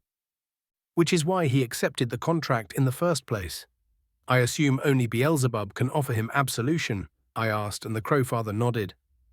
"Absolution ends the sentence rather than going through the usual trials. It is a tricky strategy, since once the target is freed, they are free to do as they please. Janus could very well join the ranks of a rival demon prince out of spite," the Crowfather said. "A bold strategy," I mused as Janus hurled the scroll a good 10 meters. "Beelzebub is the lady of the gluttony. She is famously self-indulgent. But for one with such an appetite to rule for so long, she also has excellent self-control. In my opinion, Beelzebub is one of the most cunning demon princes," the Crowfather said with a distasteful curl of the lips. "Is that so?" I asked curiously. "Yes, she is almost always in the background. She prefers the likes of Satan, Lucifer, and Mammon to take the stage. She is never truly interested in taking the stage, despite her self-indulgent nature. Although she does go rather even with Leviathan on their associated schemes. Leviathan himself is also a rather unique demon prince. He is perhaps the closest thing you can find to a loyal individual in the searing hells. He swears absolute devotion to Magna Morningstar," the Crowfather said. "Interesting, it seems this game runs deep," I mused. Indeed, Mihaela made the right choice of sending me. I am far her superior at navigating the schemes of the searing hells. Initially, we had no idea the demon princes were plotting to aid us. We assumed we would be operating alone. But now that we have been inducted into the game, then I would be a more suitable companion," the Crowfather said, and I nodded in understanding. "I assume that's why Beelzebub sent Janus. You said he was Ars Goetia," I said, and the Crowfather nodded. "As far as the great game is concerned, Janus has been playing it for far longer than Alastor," the Crowfather said as he glanced at Alastor, who gave him a begruding nod. "He lost," I stated, and the Crowfather gave me a conceding nod in response. "But he lost to Beelzebub herself." Alastor has never had to go against a demon prince and never against one as cunning as Beelzebub. The demon princes all expect treason in one form or the other, but for them to deign a response is more of an admission of talent than anything else. After all, in the case of Alastor, the demon princes just gave Alastor to you. He was not deserving of punishment. He was a pawn, nothing more, the Crowfather said, and I could sense the silent fury from Alastor. Still, a failure was a failure. But to be fair, Alastor had failed too. Only problem is that I really don't trust this Janus guy. I mean, he just shows up. I find out he got fucked over by Beelzebub, and then in attempt to unfuck himself, he gets fucked over again. I mean, I can see the logic of why Beelzebub did this. Once I rule hell, it won't matter if this guy walks free, since the searing hells would be under new management. If Beelzebub does well, I will naturally keep her around, and so whatever Janus does is meaningless. As for Janus, well, I guess he can follow along. It doesn't seem he is going to stop anytime soon. Ooh, that's a good throw. The scroll went a good 100 meters. Oh, it teleported back to his waist again. This guy really has anger management issues. Oh well, I'll just give him some time to clear his head. Hey, Alastor, go grab him when he gets it out of his system. We'll just be going ahead first. Chapter 2, 116, Ides of Sin. So mind telling me what you are doing here? I asked as I looked down at Janus. I assume Beelzebub wants me to be your minion. Treachery is a tricky place to navigate, as I am sure you are aware. Janus grumbled in response. So what do you have in mind? I asked. Well, seeing as I'm stuck here, I might as well give you a basic rundown on what goes on here, Janus said as he reached into his pocket and pulled out this glowing red metal ore. I watched as he unceremoniously dumped it on the floor, and I did a quick scan of the ore. It was as I expected to be Infernus ore. It's tougher than mithril and overall just a better metal. The ether concentration in the searing hells is much higher than Terra's. That means whatever metals get formed here are far more ether-rich. However, this comes with some drawbacks, mainly because Infernus is an inherently unstable material. How unstable? Well, Infernus mines were plentiful, especially near the ether ley lines. Only problem being that the Infernus ore was also rather explosive. This means it requires special techniques to stabilize it into an alloy called black steel. It is far superior to mithril, but harder to enchant and forge. Most of the Infernus mines are in treachery and have what is known as a nexus gate. This type of gate grants access to all the rings simultaneously as long as you have an artifact that acts as a key. This ensures each member of the 7 rings can come and go as they please, but a member of a different ring cannot use the nexus gate to slip into another ring. All of this means that treachery is a crucial part of the searing hell's industrial framework, and all the rings have eyes on this place. This was one of the reasons why I skipped past treachery and headed straight to Limbo. I didn't want to be caught here until I was ready. Now that my hell hive was mostly formed and combat ready, I could more easily figure things out here. As for the Nexus Gate, there are currently 2 in treachery, the first being in the core city and the second being on the plains of conflict. The plains were, in essence, the battleground of the Blood War. The plains contain the most active Infernus mines, essentially making it perpetually contested ground. This also means that there have been mandated lulls in the conflict since giant no-holds-barred wars over explosive minerals are expensive in terms of men and materials. But luckily for me, they are just starting to reopen the plains of conflict. A new blood war is on, and if I play my cards right, I can essentially swipe most of the Infernes in hell and win a few allies at one go, which was far more preferable than skulking through the rings of hell. Although I would have to do skulking regardless, the Blood War should at least speed things up. So basically, the first thing you need to know is that no one wants to be here. Treachery has the largest population of any layer of hell. Half the population are the condemned, and other half are from the denizens of the other rings. Which means secrets don't last long here, Janus said, putting particular emphasis on those last words. Which means we need to figure out who are our friends and who are our enemies, Janus said. We have friends? Rosa asked. Of course not. This is hell. The Crowfather replied calmly. Okay, people who don't want to kill us in the near future, Janus added. Tall order, Surchax commented. Indeed, the Crowfather muttered in response. Not as tall as you think. For instance, Beelzebub did give us him, Alastair said. And Satan gave us you, I added, and Alastair's brow twitched slightly at the scoff from Surchax. So at the very least we can count Beelzebub and Satan on our side, I said. Lord Mammon as well, Lord Satan said, Alastair began. Satan said Mammon knows of your scheming. He did not say he knew about me. I replied. The demons thrived on technicalities. I had no idea if it was actually a ruse, and I see little reason for this deception, but better safe than sorry. My king, hostile contacts approaching. Huh, that's quick. Who are they? I asked into the hive mind. Unclear. Adhaya replied through the hive mind, and I turned to face the direction of the approaching group. From what the hive is telling me, there's one powerful demon and at least 20 more following behind. What the hell is this? Some kind of probing attack? The fact that they found me so quickly was concerning. It seems the demon princes don't play around. They must have agents everywhere. I suppose when you play as dangerous a game as politics in the searing hells, you become quite good at scheming. Stall them, send some soldiers. Let's see how they do. I said, Adhaya is designed to be able to detect aggression, and from the way they were moving, I agreed. They were moving in a combat formation. They were spaced out to avoid large area attacks. They had spellcasters spread along neat intervals, and their equipment were varied but allocated with intent. They were hunters, and I have a feeling they were looking for me. What is it? Surchax asked. We are being hunted, I said as I sent out the command for my soldiers to probe them. Of course. If Beelzebub knew you were coming, then others would too. There are few secrets in the searing hells. Janus growled. It could just be a little game by one of the demon princes. Unless we interrogate them, we will have no idea what they want. The Crowfather added. Provided they can even answer. Rosa said dryly. I suppose you would know all about fully controlled minions. Alastair replied at Rosa. It comes with the territory. Rosa said with a shrug. Vampiric thralls are about close to absolute slaves as you get.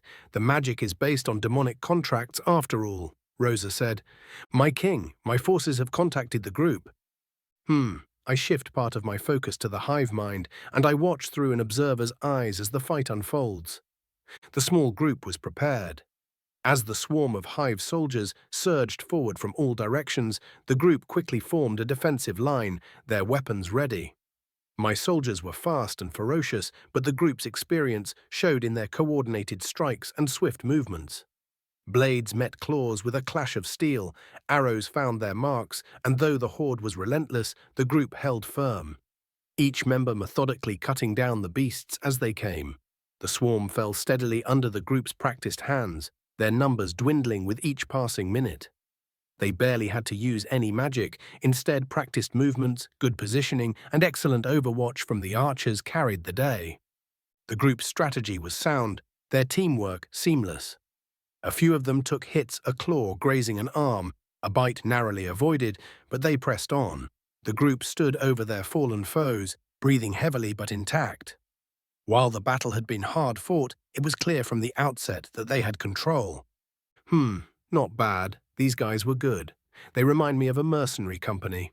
They were probably disgraced soldiers from one of the rings. They did quite well against the scouts. All right, this might be a good chance for me to throw Adhaya's hive against something actually dangerous. Adhaya, keep going. I watched as the group paused when they felt the ground start to tremble. The red soil beneath them started to shift as Adhaya unleashed her soldiers of the line. The previous group were light scouts, designed to gather intelligence or hunt other scouts. Their combat ability was only suited to culling weak foes or drawing fire away from the more valuable units. The group paused, glancing uneasily at one another. As the ground quivered and a deep rumble filled the air, they realized something was wrong. From the ground, the second wave erupted with terrifying speed, kicking up clouds of crimson sand. These soldiers were larger, more coordinated and more vicious, their bodies gleaming under the harsh sun. The ground seemed to tremble beneath the sheer number of them. In the open, desolate field, there was no cover at all. The group braced themselves, forming a tight circle, weapons at the ready. These soldiers were designed to be able to go toe-to-toe with entire battle formations in the middle of the blood war.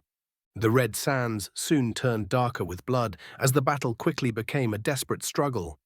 Each strike had to count, every move calculated as my relentless hive pressed harder, threatening to overwhelm them with sheer numbers and brute force.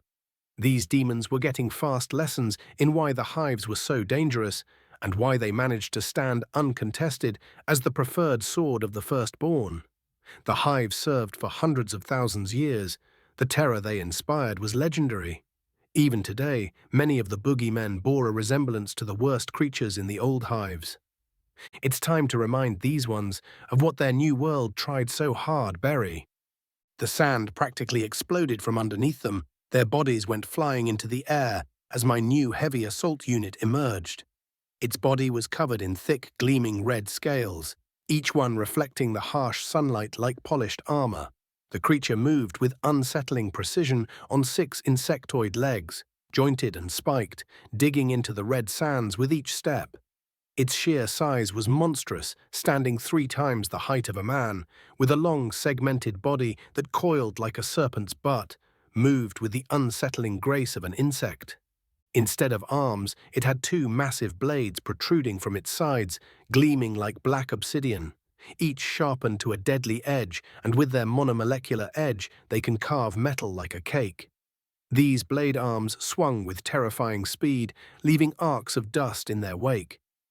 Its mouth was gaping maw, filled with rows of curved, serrated fangs, each one designed to tear through flesh and bone with ease. The mouth seemed to twist and writhe, hungry and relentless, as if the creature could already taste its prey. Its black, beady eyes glinted with a cruel intelligence. Meet the Hell Fiend.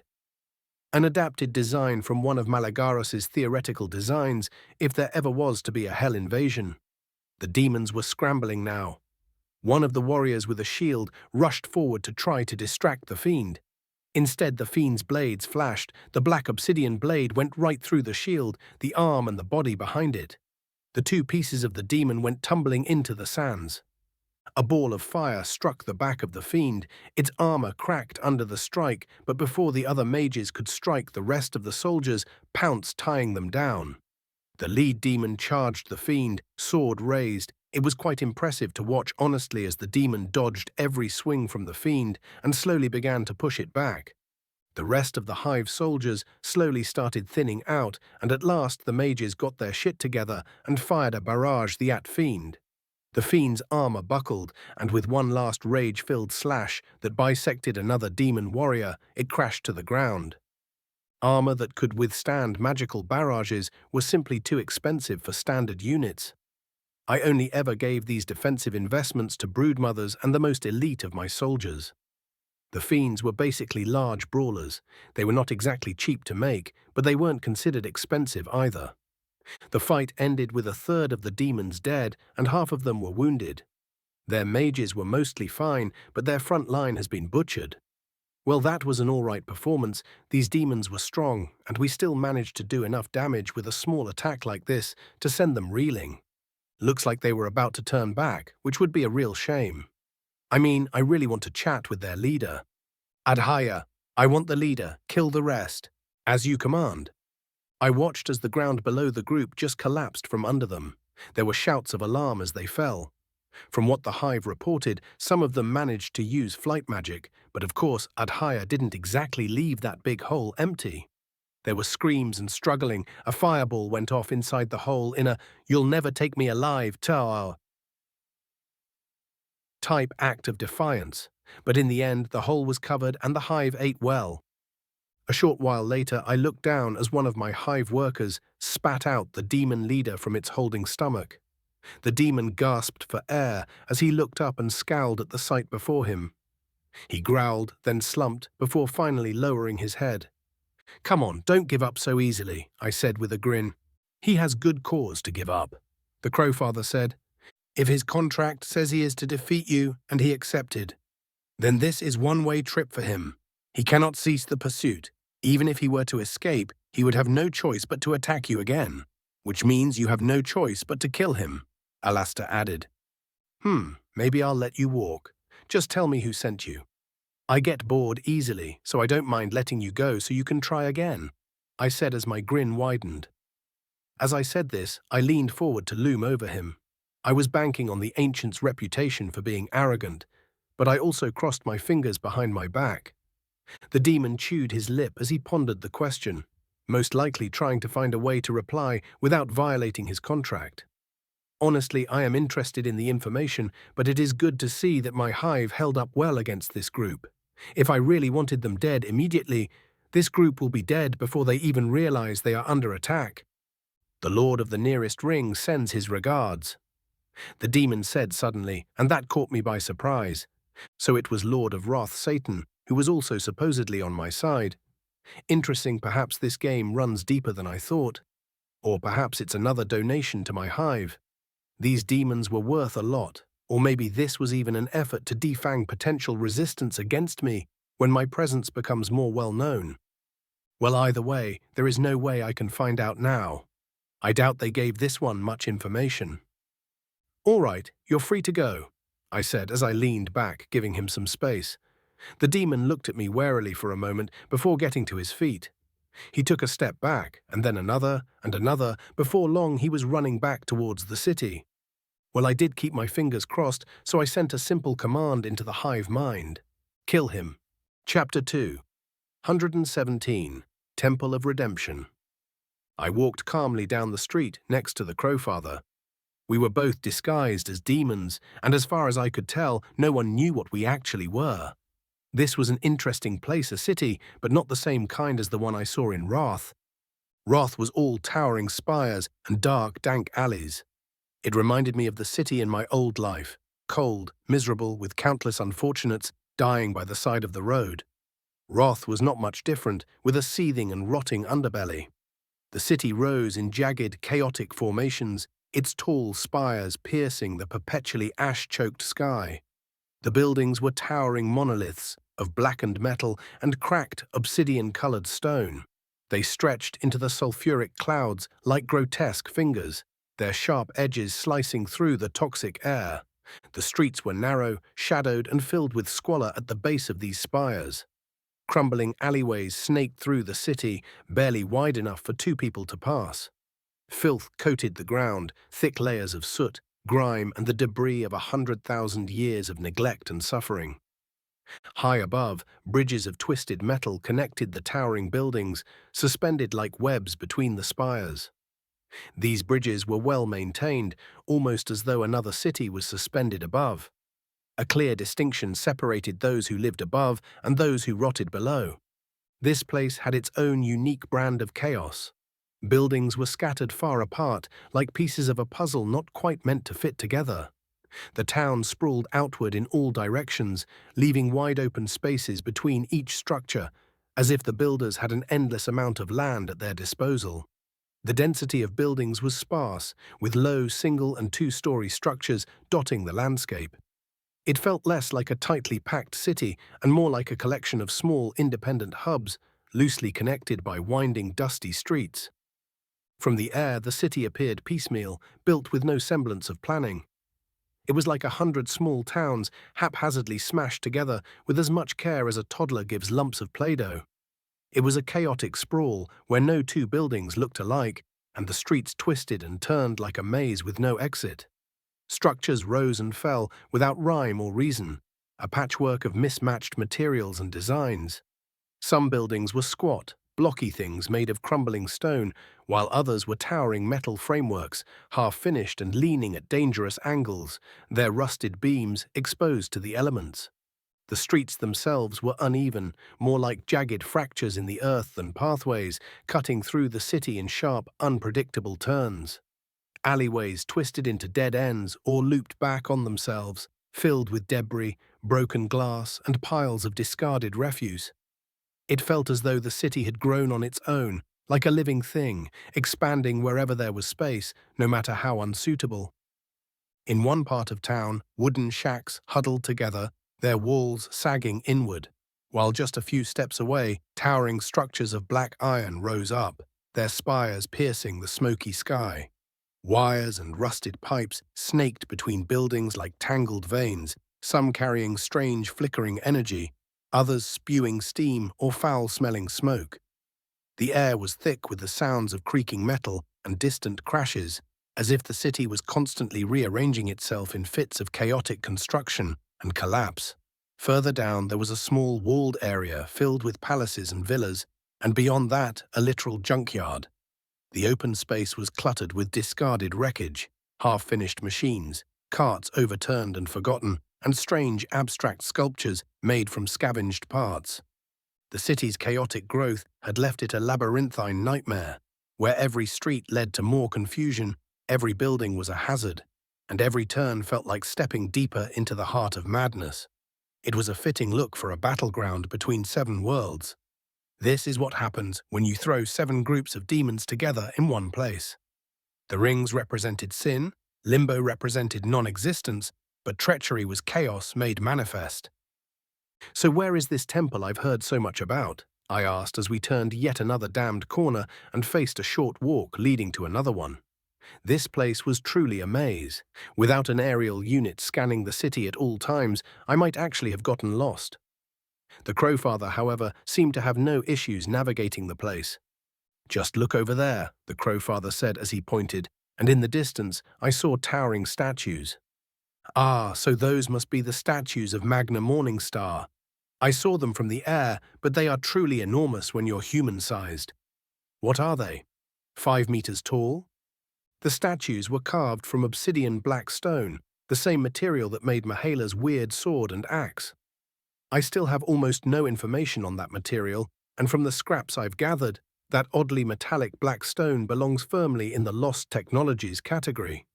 The statue's head was slightly tilted as she gazed downward with a cruel smile, as if mocking the wretches at her feet. She had sharp, flawless features, and elegantly curved horns formed a twisted crown atop her head. Interestingly, she was draped in a meticulously detailed suit. The statue stood with one hand in her pocket, the other lazily extended, as if dismissing the unworthy. Her cruel smile, frozen in stone, conveyed eternal mockery and contempt, making it clear that she, the prime evil of the 7 rings, stood above all, eternally judging and dismissing those beneath her dark rule. That suit reminded me of the business suits that fancy folk wore in my old world. In fact, it was similar in style to the one that Alastor wore. I guess I might have just found the source of that fashion sense. "It seems like Morningstar likes to gloat," I said wryly, and the Crowfather just gave a begrudging grunt.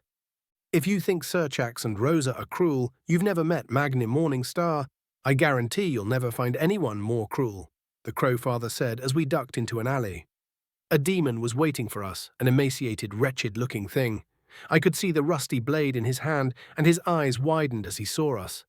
The Crowfather just nodded off to the side, and the demon took his cue to run and live another day. I can think of someone else. The head of my hive's terror unit, Malagaros, is far more cruel. He doesn't see any of you as people or individuals. "You're all just parts for him to use and take apart," I replied. "At least he doesn't derive pleasure from the pain of others," the Crowfather said, and at those words I gave him a conceding shrug. "You got me there," I said with a light chuckle, and the Crowfather chuckled as well. When we reached the temple, I noticed the surrounding demons giving me a wide berth. I glanced over at Janus, who was silently following behind us. The other demons were terrified of Janus, and for good reason. I had him spar with Rosa, and he beat her, even with all my upgrades. It was a tough fight, but Janus managed to pull ahead. However, the different power levels between species were an almost insurmountable wall, it seems. Surchax and the Crowfather beat him with barely any effort. The Crowfather's fight with him was particularly impressive. He just cast a spell and locked him in place. These weird runes appeared above and below him, locking his limbs and freezing him like a statue. The sigil magic of the Ravenborn was some scary stuff, it seems. I analyzed the spell, and I must admit it was a rather ingenious branch of magic. It relied on geometric patterns of runes, but there were a lot of curved lines, which made formulation difficult. "Warmaster, I trust your previous contract was successful." A random groveling demon approached Janus with a leering smile. "Out of my way," Janus growled as he stormed past him. "Lead the way, War Master," I said, and Janus just gritted his teeth before storming into the temple. The plan was simple. We would grab a contract for the Infernus mines and have a look. Apparently, there were plenty of contracts out for sabotaging of mines owned by the other rings. The reason we're doing this is quite simple. My hive can access the mines from below, but I need a mine to do that. The only problem is that a few thousand skittering hive creatures would draw some attention. So I need one of the mines to have an accident. A rather dramatic cave-in would block any surface dwellers, but it would be perfect for my hive. I was originally planning to look for untapped Infernus mines, but it turns out that when you fight over a resource for a few 100,000 years, you tend to eventually find everything. What's more, the fact that Infernus ore pops up around ether ley lines also narrows the search significantly. I found some small pockets of it, but the richest deposits were all under the control of one faction or another. However, there were plenty of contracts for mercenaries to both attack and defend the mines. From what I hear, the blood war is back on, and even now the armies of the rings clash. When we entered the temple, everyone gave us a wide berth, and Janus headed straight to the front desk. "Ah, War Master, that was fast. Your target was easy, I assume," the clerk said. "Yes, it was," Janus replied through gritted teeth. "Calm down, War Master. Just making small talk. This job can be terribly dull," the clerk said with a chuckle as he reached below the counter and retrieved a sheet of parchment. "Although what isn't so dull is this," the clerk added with a wicked grin, sliding the parchment across the table. "A co-signed contract by Beelzebub and Satan targeting an Infernus mine owned by Leviathan." Janus grunted as he handed me the contract. Sure enough, as I scanned the parchment, it laid out a commission for an attack on a mine. The goal was not to capture the mine, but to kill as many of the workers as possible. This could work. Fighting in a mine filled with explosive minerals was the perfect environment for a rather explosive accident. As I flipped the parchment, I noticed it had a map. The lines etched across the page revealed a network of winding tunnels and shafts, some plunging deep into the ground, while others snaked off in random directions. The heart of the mine was marked by thick, jagged lines, likely the rich veins of ore they had been chasing for years. Narrow pathways branched out from a central shaft, leading to hollowed-out stopes where the rock had been gouged away. Tiny notations in the margins indicated hidden dangers, cave-ins, flooding, or worse. Ventilation shafts traced upwards, offering slim hope for air in the choking depths below. Interesting. Many of these tunnels leading from the main shaft seemed to follow along a certain line. That must be the ley line. The tunnels crisscrossed like veins, but I could see where the mine's weaknesses lay. Near the main shaft, there was a natural choke point where several smaller tunnels converged into one narrow passage. The rock formations here pinched the tunnel into a bottleneck, barely wide enough for a single cart to pass. It was the only path leading deeper into the richest veins. If I brought it down, no one would be able to reach the lower levels. A well-placed charge could collapse the entire section. It was small, out of sight, but devastatingly effective. This was the spot. "Looks good to me," I said with a grin, after just a glance at the parchment. "That was fast. Are you sure you even read it?" the clerk said as I placed it back on the table. "I'm a fast reader." "Agreed. Let's go with this," I said, and the clerk raised a brow. "Individual or cosign?" the clerk asked. "Cosign. I'll sign for the three of us," I said with a smile, and the clerk tilted his head in confusion. "You keep strange company, War Master," the clerk added with a shrug as he reached for a pen. "You do understand that by co-signing, you share the rewards, but bear all the responsibility, right? If you fail, you'll be saddled with 3 times the debt," the clerk said as he held out the pen. "Naturally," I said as I took the pen and signed my name. "Tim, huh? Weird name, seems old," the clerk muttered as he took the contract back. I felt the contract bind, but the moment the magical tendrils tried to wrap around my soul, instead of taking hold, they just remained inert. This kind of contract couldn't bind me. In fact, there was no contract that could. I could feel the entire hive mind glaring at the tendrils, offended by the sheer gall of them attempting to snare my soul. I had to send an active command for them to ignore it. I'll rip it off when it's convenient. Okay, that looks good. Congratulations, you're now owned by the Lord of Wrath and Lady of Gluttony. May you bring anger to the Lord of Envy, the clerk said. Sounds good to me, I replied with a grin of my own. I could tell the clerk was somewhat unsettled by me. I find that a common reaction when I'm using this body. Maybe it's the illusion. Am I not getting the face right?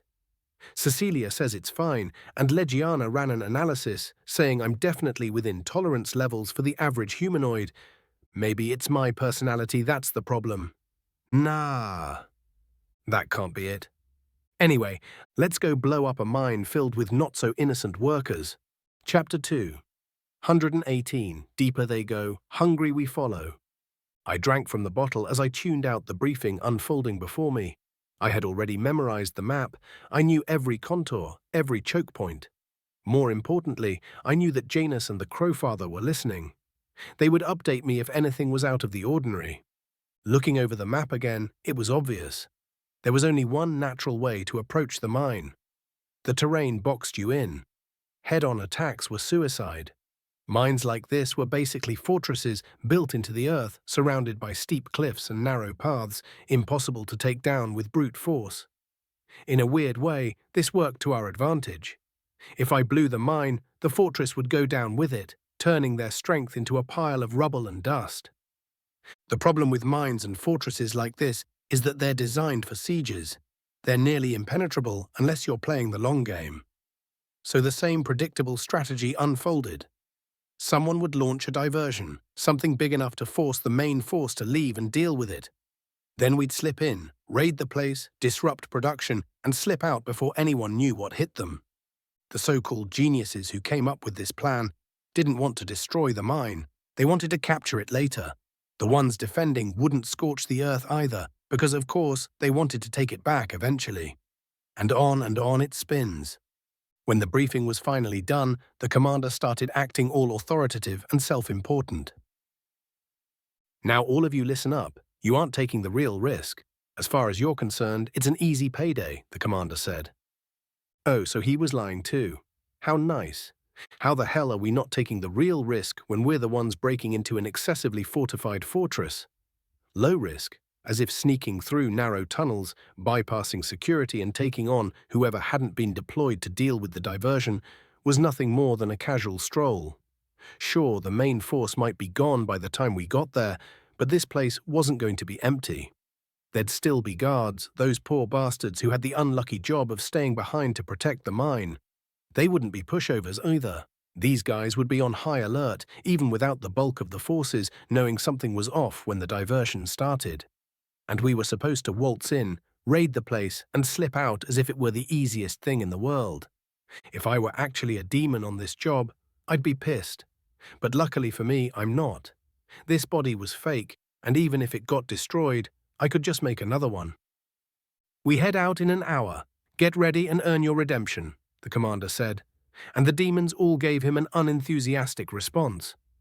Well, I'm fired up, I said with a grin as I turned to look at Janus.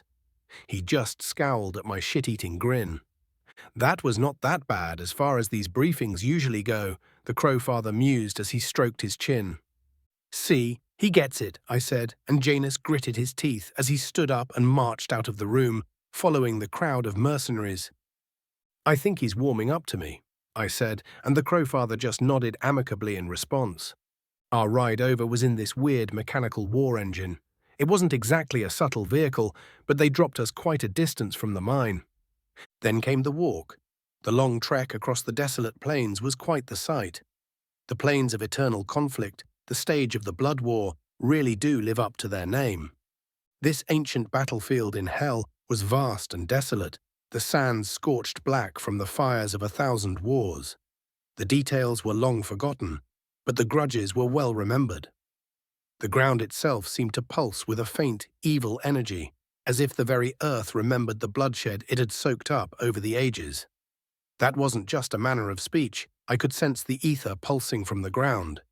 Demonic blood, much like angel blood, was ether-rich, so if you spill enough of it over a long period of time, it's not inconceivable that you might get some weird effects. Case in point, that crystal over there, it jutted from the ground like a twisted fang. Its surface was slick and jagged, with sharp edges catching the dim light of the infernal sky and casting deep crimson glints that danced along the blackened sand. The heart of the crystal pulsed faintly, casting shadows that twisted and writhed like tortured souls. The ground at its base was cracked and blackened, as if scorched by the heat that radiated from the crystal. That was a blood crystal. You get one of those when you condense 100,000 years of hatred and rage into the ground. Apparently, it was just some kind of evil rock. No one knew how to use it for anything. Like an ether crystal, if you cracked it, it exploded. However, I'm not so convinced. I had Adhaya grab a few, and we're testing them now. Malagaros has communicated that it might serve as a core for some kind of hive beast. As for the rest of the plains, scattered across the landscape were countless discarded weapons, rusted swords, broken spears and shattered shields, all half buried in the scorched sand. They jutted from the earth like gravestones.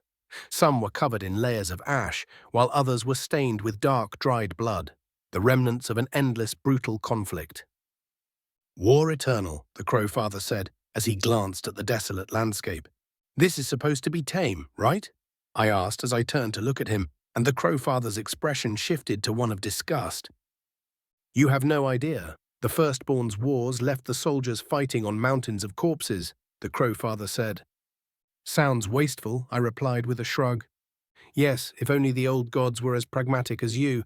Alas, competition and rivalry are all they ever knew, the Crowfather said. Sounds petty, I replied, and the Crowfather just shrugged. They existed in a time before virtue, before compassion, before even language. Love did not exist, only ceaseless, all-consuming hunger, the Crowfather said. Tell me. The Crowfather switched to mental communication.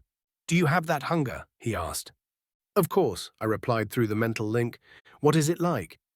As an heir, I have my own hunger, of course, but I wonder what the original was like. It must truly be a terrible thing, the Crowfather asked. The hunger? Well, if you want to know what it's like, the best answer I can give is that it's always there.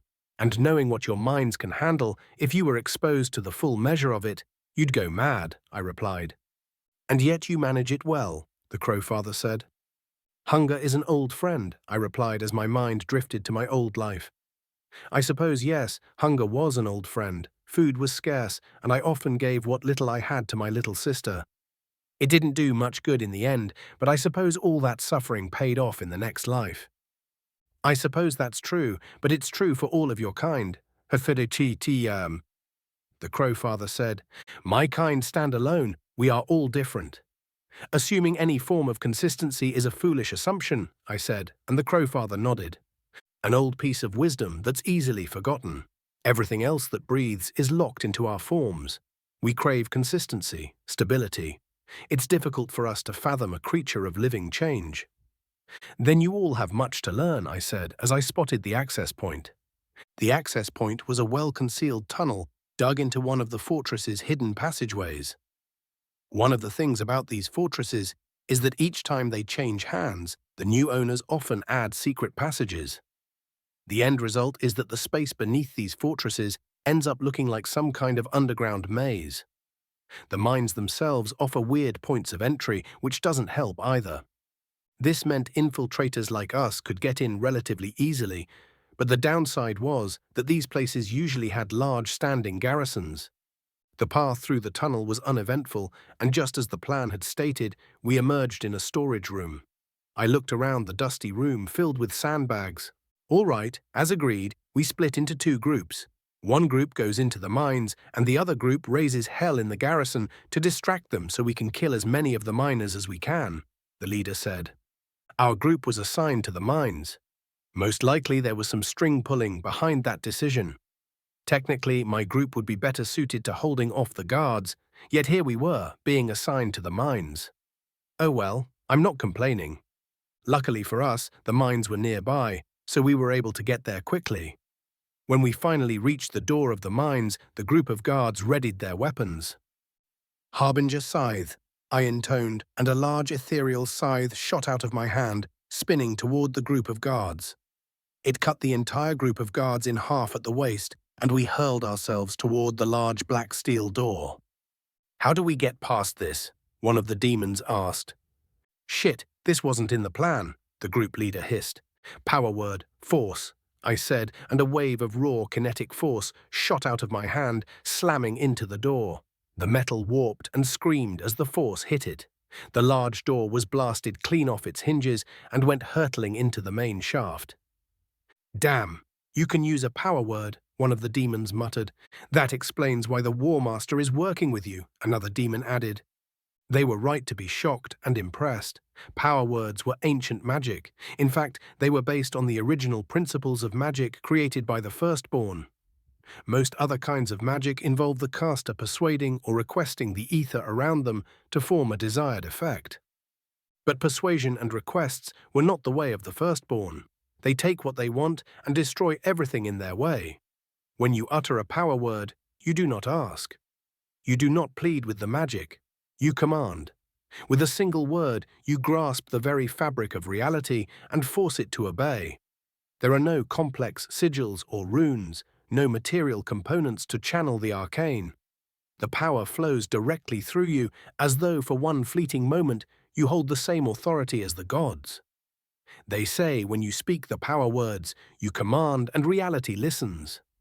The irony of all this so-called fancy grandeur was that the Firstborn never even needed the power words.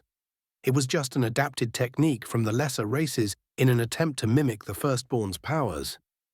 I didn't need to use it, but I had a disguise to uphold, so I can do a lot more than that. Let's go, I said, and we charged in. The door had made quite a mess. I could sense pulped bodies under it, and a few guards and workers had been impaled by the shrapnel. As we moved forward, I spotted a group of guards already forming a defensive line. Not one step closer, one of the guards spat. Widen magic, power word eviscerate. The word was spoken and the flesh obeyed. The guards couldn't even scream as their bodies were torn apart in an instant. Their armor fell to the ground into the puddle of pulped mush that was once their bodies. What the fuck? One of the demons muttered, his face turning pale. Cool, ain't it? I got a whole library of words to use, I said with a grin, and the demon went even paler, his red skin turning almost pink. The next half hour was rather eventful. The rest of the group went around killing everything in sight. Some miners tried to resist, but they didn't do much. One miner was valiantly holding off two members of the team with nothing but a pickaxe. Honestly, this miner was doing quite well, but he was holding up the schedule. Power word kill. Okay, now that's settled. The rest of the team moved on to kill the ones cowering behind. Honestly, it didn't matter how or what they did in here. They were all going to die anyway. My king, preparations are complete, awaiting your command, Adhaya said as we moved toward the meeting point. My hive has planted explosive charges and shaped the caverns around it to detonate and cave in the mine. All the Inferni's ore will ignite, blasting the mine and the fortress above it open while leaving the lower levels intact. When we reached the intersection toward the lower levels, it was just me, the Crowfather, Janus, and one other demon. I think this leads to the lower levels. Should we wait for the rest? The demon asked. Nah, we'll go ahead first, I said with a grin. All right, let's go, the demon said, taking a step forward into the tunnel. Power word kill. Chapter 2. 119 Infernis. Where the hell are those three? Gru snarled as he stormed through the mine. It was evident at a glance that the small group of three was the strongest in the entire strike group. After all, the old War Master was one of the subordinates. That odd demon was taking the lead, and something about that freak just made his hair stand on end. That one must be Ars Goetia, probably some high-ranking asshole tourist playing around in treachery. It was not uncommon for some, the Ars Goetia, to spend some time in each of the rings for a vacation. The freak even took the full contract for the other two. If that wasn't Goetia pride, he didn't know what was. That was the main reason those were thrown into the arguably easier attack. The last thing anyone wanted was some vengeful retard coming for everyone, even remotely related to the death of some other retard. Gru, for one, rather enjoyed where his head was in relation to his body, so he would much rather that fool come back alive. When he turned the corner into the deeper parts of the mine, he paused when he saw the passageway caved in. Judging by the shifting rock, it was a recent development. Just when he was about to approach and check the seal, the top of the ceiling opened up. Gru instantly tried to back away as he feared another cave-in. But to his surprise, a large pile of Infernus ore just dropped down in a stream. Gru paused in surprise and shock at the sudden appearance of the pile of highly volatile ore. Then, from the same hole in the ceiling, a small red-shelled creature dropped down. The creature scurried around over the pile as if inspecting it. Gru heard an odd crumbling sound, and he looked up to see the hole being filled up. In just a few seconds, the hole was completely filled up. He glanced down at the creature, and he could swear it was smiling at him. His blood went cold as his instincts overrode his confusion. Then a flash of light. Whoa! That is cool. I grinned as I watched the explosion from a nearby cliff. Practically speaking, I should be underground, but I decided that I wanted to watch the blast. Coming up to the surface would risk discovery, but where else am I going to be able to watch an Infernus mine go up like volcano? The explosion tore through the small open top of the mine with the fury of an angry god. Lava, superheated by the volatile Infernus ore, didn't just flow, it detonated from the earth in a massive eruption. A column of molten rock and fire shot skyward, obliterating everything in its path. The fortress above was instantly torn apart like a simple wooden box. The blast struck the fortress like a bomb, shattering its stone foundations in a single violent moment. Lava erupted upward with such force that entire sections of the fortress were blown apart. Chunks of stone and metal catapulted into the air, glowing red-hot as they soared. The once solid walls and battlements crumbled, shattered from the ground up, as the pressure from the lava tore them apart. The structure's molten fragments rained across the landscape, turning the area into a fiery wasteland. As the fortress collapsed, secondary explosions ripped through the remains. Stockpiles of munitions and volatile materials ignited, triggering a series of violent detonations. Each explosion sent even more debris and molten stone flying into the air, turning the once fortified structure into a blazing inferno. Chunks of molten rock were hurled for miles, crashing down with devastating force as the lava continued to spew, consuming everything in its path. The entire fortress was obliterated, reduced to glowing embers and molten slag. The once protected mine became a molten pit, the landscape littered with the charred remains of stone and metal, engulfed in the hellish light of the eruption. The army that had been sent out dispatched a detachment back to the fortress. They must have sensed something was wrong. Well, they were right that something was wrong, but they were wrong to come back. As the fortress exploded into molten fragments, a rain of fiery debris began to fall on the army approaching its walls. Soldiers looked up in terror as massive chunks of molten stone and shattered battlements, glowing with heat, arced through the sky.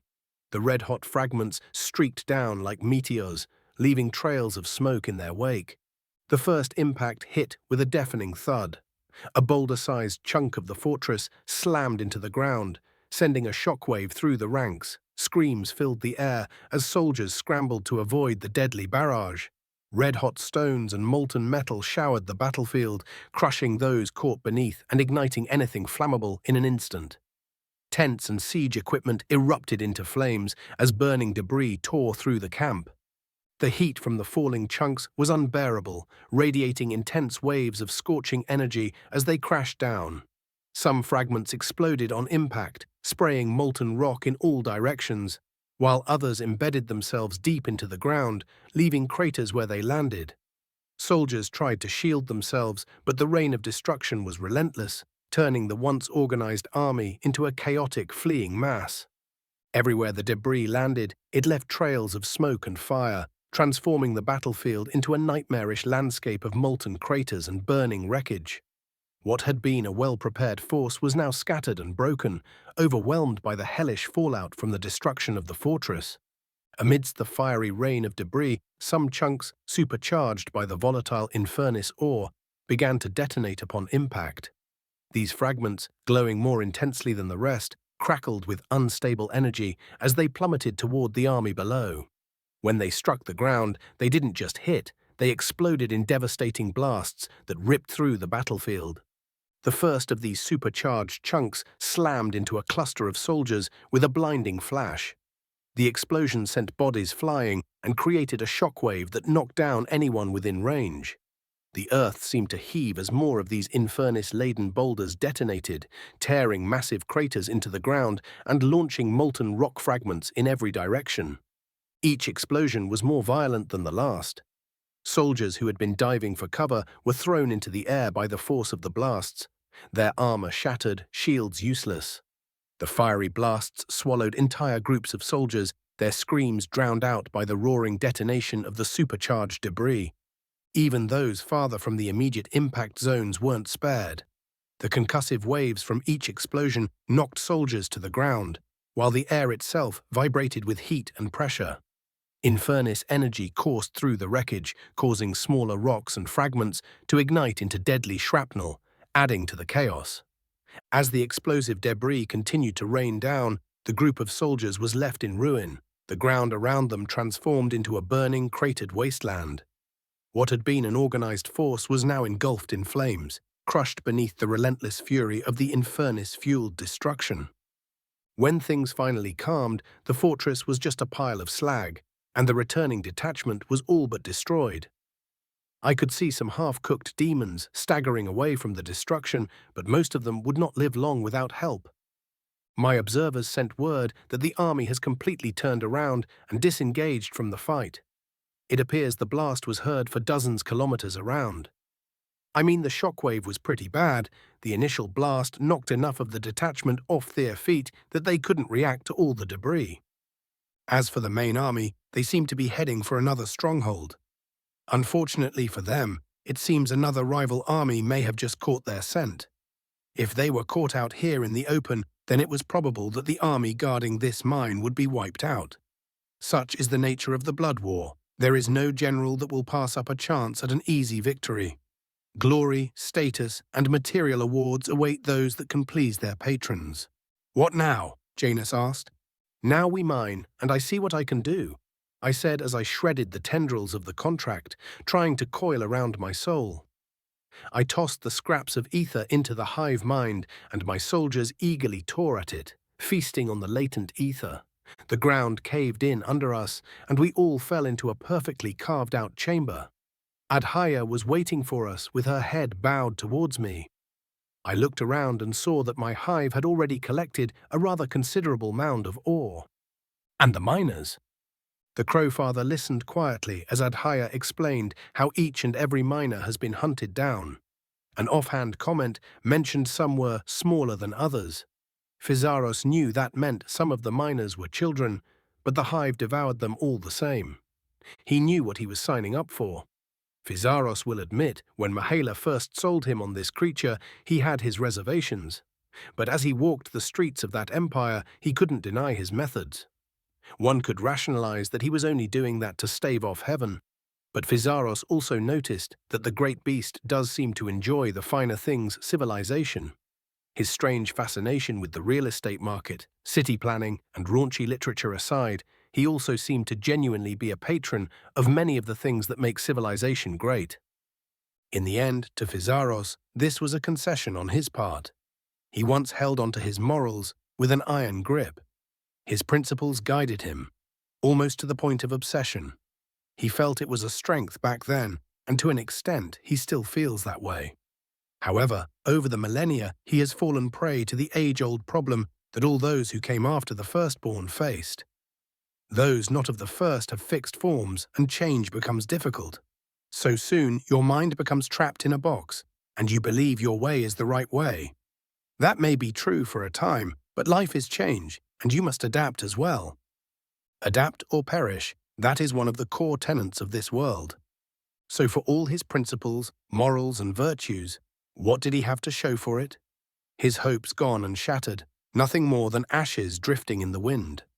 Half his friends were dead, and the rest might wish they were. A few even seek it. As for the world, it is in stagnation, suffering, and atrophy, regressing rather than advancing. In the end, his inflexibility left him impotent, and he watched as almost everything he loved withered away. So now he will take a chance, change, and adapt to this new world. As long as the great beast ushers in a better world, then he will serve as he once did to the gods of old. However, even Physaros knew it was nothing but pretty delusion and self-justification. He was old enough to see that much at least. It wasn't a question of desire or principle anymore.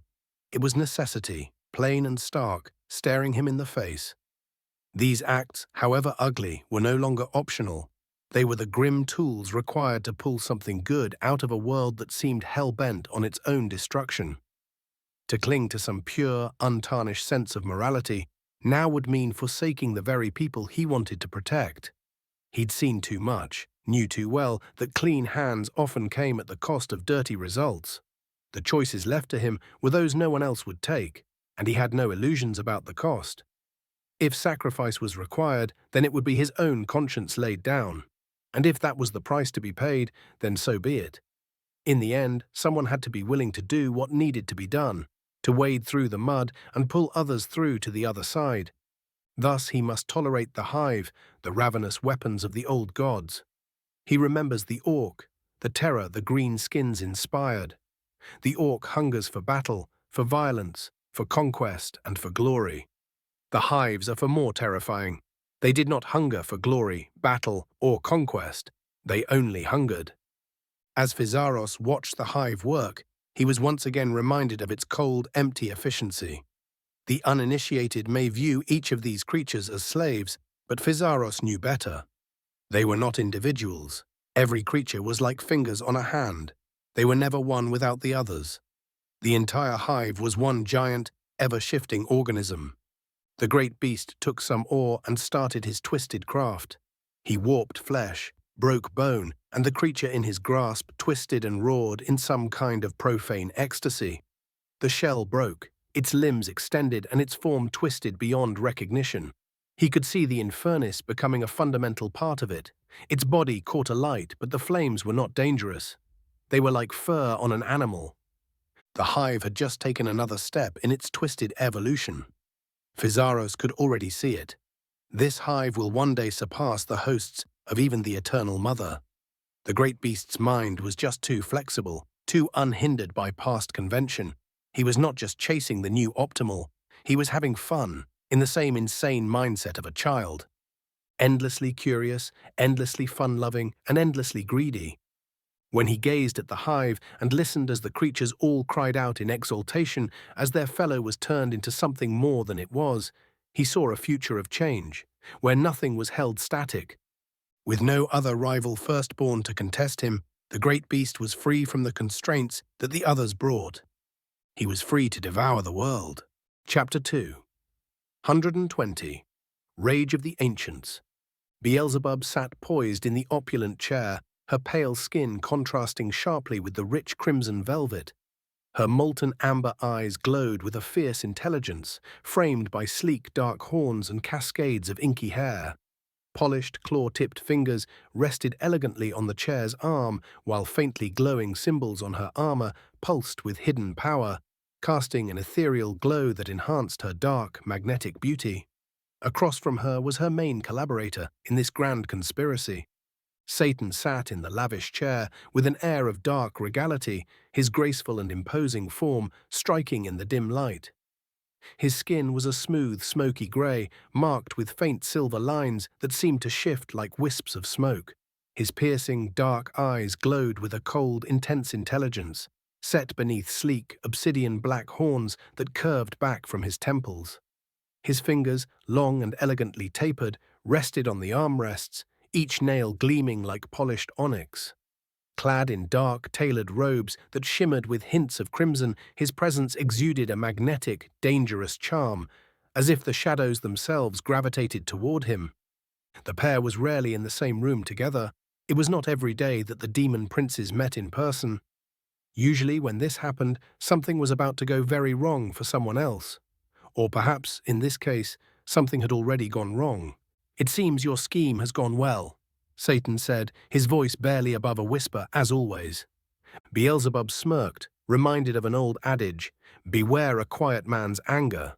Satan was the demon prince of wrath, and many thought of him as this explosive, imperious butcher. That, of course, was by design. It was his public persona. However, when dealing with his equals, the demon princes, one would find him quiet and soft-spoken. Beelzebub honestly thought this might be a ruse as well.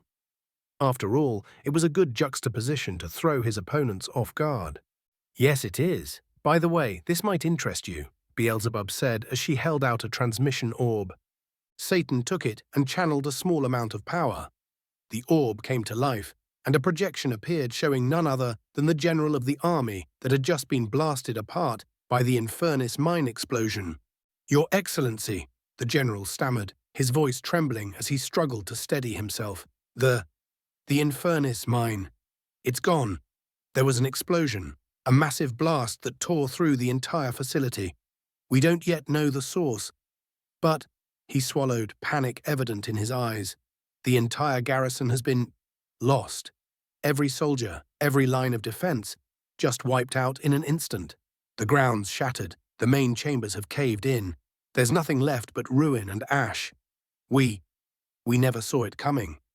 We've lost the mine, and I fear we're exposed on all fronts," the general said. "Forces of gluttony are capitalizing on this breach, pushing deep into our territory," the general said, his voice trembling as he knelt on the ground. There was a moment of silence, then a deep, rumbling voice as the demon prince of envy spoke. "You will be punished greatly for this failure," Leviathan said. "My lord, please," the general begged. "Take him. We will start with 10,000 lashes.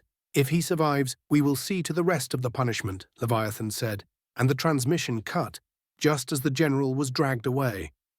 "Such a bore, isn't he? That Leviathan," Beelzebub said with a giggle as she reclined back into her seat. "He chose the wrong side," Satan grumbled, and Beelzebub nodded.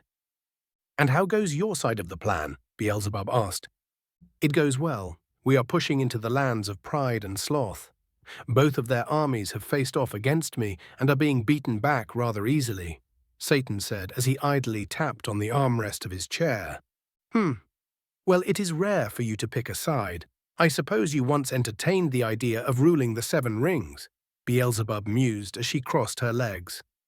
"Once?" Satan replied as he gave Beelzebub a cool stare.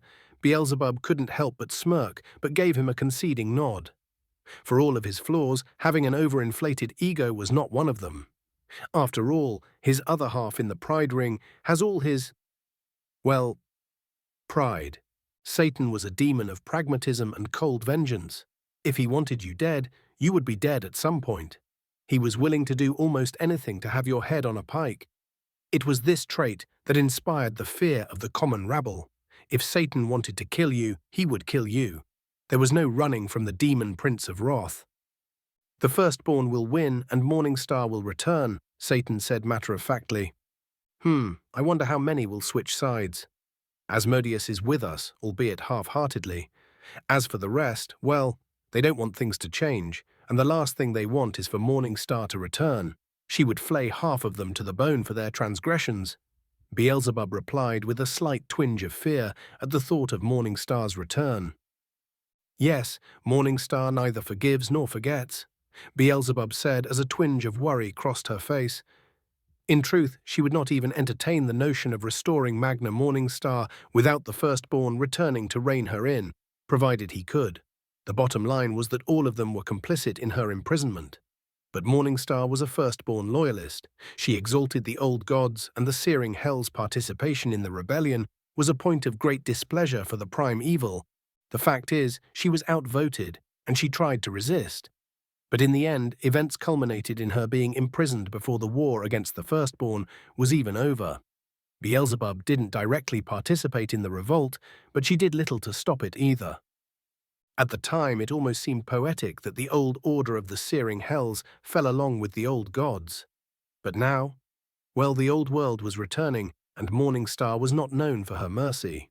When she returned, there would be purges, and Beelzebub was pulling every resource and favor she had to make sure she did not end up on that long list that Morningstar would no doubt draw up. "You think she will let us go?" Beelzebub asked out of the blue. She didn't name who she was talking about, but Satan knew exactly who she was referring to. "I don't know, but better to try to ride the tide than fight it," Satan grumbled. Let us just hope the firstborn's deception works. All right, it's time. I have a foothold in treachery, which means it's time to move on to conventional warfare and a bit of deception. We need a way for my hive to make an appearance without causing too much suspicion. I previously requested past records on the Infernus mine, which was part of the plan. I was surprised to learn that Beelzebub has never actually taken that mine, which I just blew up, in all of recorded history. In fact, she never tried. It was almost like she was avoiding it. The real reason was that it was extremely difficult to defend, which is why it had such a large fortress on it. That mine was one of those that frequently changed hands because of its exposed position. So I decided to use this little detail to spin a little lie. I told Beelzebub not to attempt to take the mine in the aftermath. Yes, she signed the contract, but I told her to leave it alone. This would raise a few eyebrows because she would essentially be abandoning an investment. Yes, the mine was exploded, but it could be excavated again to get more ore. Thus, the idea was that Beelzebub knew something was there, that something went wrong in the raid. This would also explain why, now as we speak, Beelzebub is shoring up her defenses in the direction of the mine when there is nothing there. Or at least it looks like there's nothing there. Even now, some members of Leviathan's Envy Ring are trying to set up a camp around the mine in an attempt to get it back in working order. Boy, are they in for a surprise. Let's have some fun, shall we? I switched to a spare body I had made. This one was not a humanoid form, but a monstrous one. The humanoid body was designed for infiltration. This one was made in case I needed to wreak some serious havoc and wasn't around to cause the chaos myself. All my spare bodies are never designed for a normal hive creature to inhabit. The bodies are so powerful that to give one a mind would almost guarantee rebellion. I could transform my original body, but making a faux body was more efficient, as I would require several hours to complete the transformation and another few hours to switch back. Although I seem to be able to change more things on the fly, perhaps one day I will be able to change my entire body at will. Technically, I could use my original body, but that would let everyone know that the great beast of the Elysian woods was in hell, and I can't have that. So for now, I'll stick to these secondary bodies for more specific tasks. This body looms like a nightmare made flesh, standing on 6 gnarled insectoid legs that end in hooked claws as thick as tree trunks. Each leg is covered in dark, cracked chitin, with spikes protruding at random angles, tearing into the earth with every step.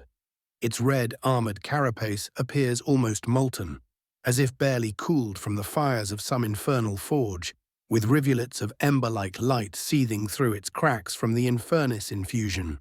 Massive, jagged scythe arms jut from its sides, each as long as several wagons and lined with serrated edges, capable of rending stone and bone alike with a single swipe. My eyes gleam like pits of burning coals, set deep within a grotesque skull-like head that seems to sneer with malevolent hunger. From its gaping maw, needle-thin fangs jut out at every angle, each glistening with the remnants of past kills. Spikes and ridges run down its spine, each tipped with a burning, toxic glow, while its back ripples with pulsating veins that pulse with a sickly, sulphurous light. The air around it reeks of sulfur and scorched earth.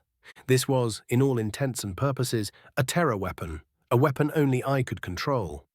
I took control and gave it a little shake, checking if everything was working fine. So far, so good. Now time to cause some havoc. I started burrowing towards the surface, my many limbs making quick work of the soil and the secretions from the body helping to stabilize the tunnel. When I burst out of the ground, the entire camp froze as they looked up at me.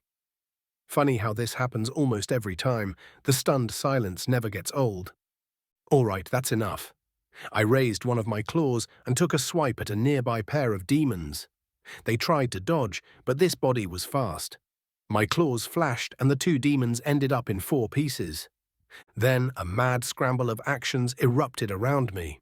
A hasty fireball struck me, but the blast just glanced off the armor without a scratch. I felt that old feral joy start to creep up inside me. And I charged. I didn't need any help. The goal was to cause chaos, and I love myself a bit of chaos. All I needed was the hive to be spotted later. Ah, this was just like the old days. Reminds me of that bandit camp I ripped through when I was just starting out. I moved through the camp like a force of nature, each step sending tremors rippling through the earth beneath me. The fragile tents, scattered supplies, and hastily constructed defenses trembled, then buckled and collapsed, crushed beneath my claws as I advanced. Soldiers darted like insects, their tiny forms scurrying in every direction, but there was no escape. I sensed the heat of their bodies, heard the pounding of their hearts, a song of terror that fed my bloodlust. With a low, rumbling growl, I raised one of my massive scythe-like arms, and in a single fluid arc, it descended upon them, slicing through canvas, wood, and steel as easily as air. Bodies scattered in the wake of my strike, flung like ragdolls, their cries of agony rising in a beautiful crescendo that fueled my hunger. I snatched one of the demons right off the ground with my jaws and bit down, snapping the body at the waist. I swallowed it as more spells struck me, but they did nothing.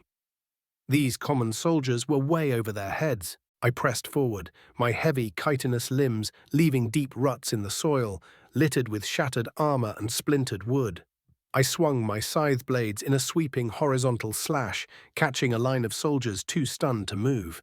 They fell, split and broken, their blood painting the ground in streaks of dark red that glistened against the glow of my carapace.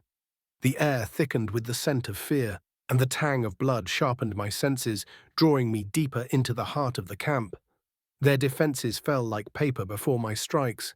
No barrier was strong enough to hold me back, no wall too thick for my serrated edges to tear through. One brave soldier approached and managed to strike one of my legs. His swing did nothing, so I raised one of my sharp legs and impaled him through the chest.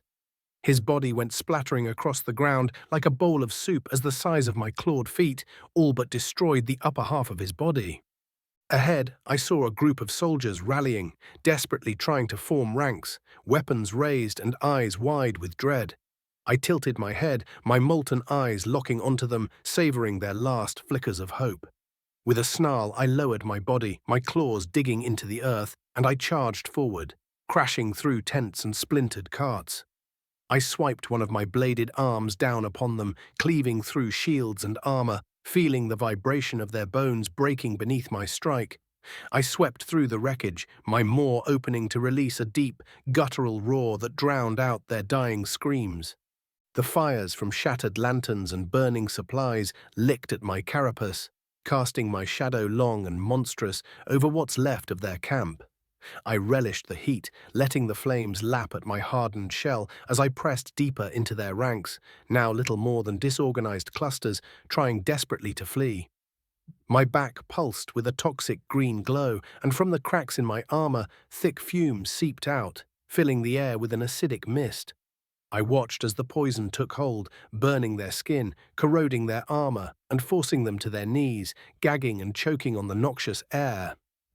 In the chaos, I sensed stragglers hiding within the shattered remains of a tent, huddled together, hoping to avoid my gaze. I lowered my head, piercing the flimsy shelter with a claw and ripping it open, exposing their terrified faces. They scrambled, falling over one another in panic, but I was faster. My mandibles snapped, and I seized one, pulling him close, savoring his final broken scream before my fangs crushed through his armor. The others fell as I swept my scythe down, their bodies torn asunder, their blood joining the dark pools soaking into the ground. I continued my relentless march, leaving only ruin in my wake. The camp was no longer a place of order and strength. It was now a smoldering graveyard, littered with twisted remains and the flickering embers of what once was. The remaining stragglers were now running as fast as they could, ditching their armor and weapons all in an effort to escape. I suppose this was my cue. I ordered my hive to emerge, and I spotted a few of the demons looking on in fear as more of my hive rose from the ground. That's right. Run, you little insects. Tell your masters that a forgotten horror has returned to this world.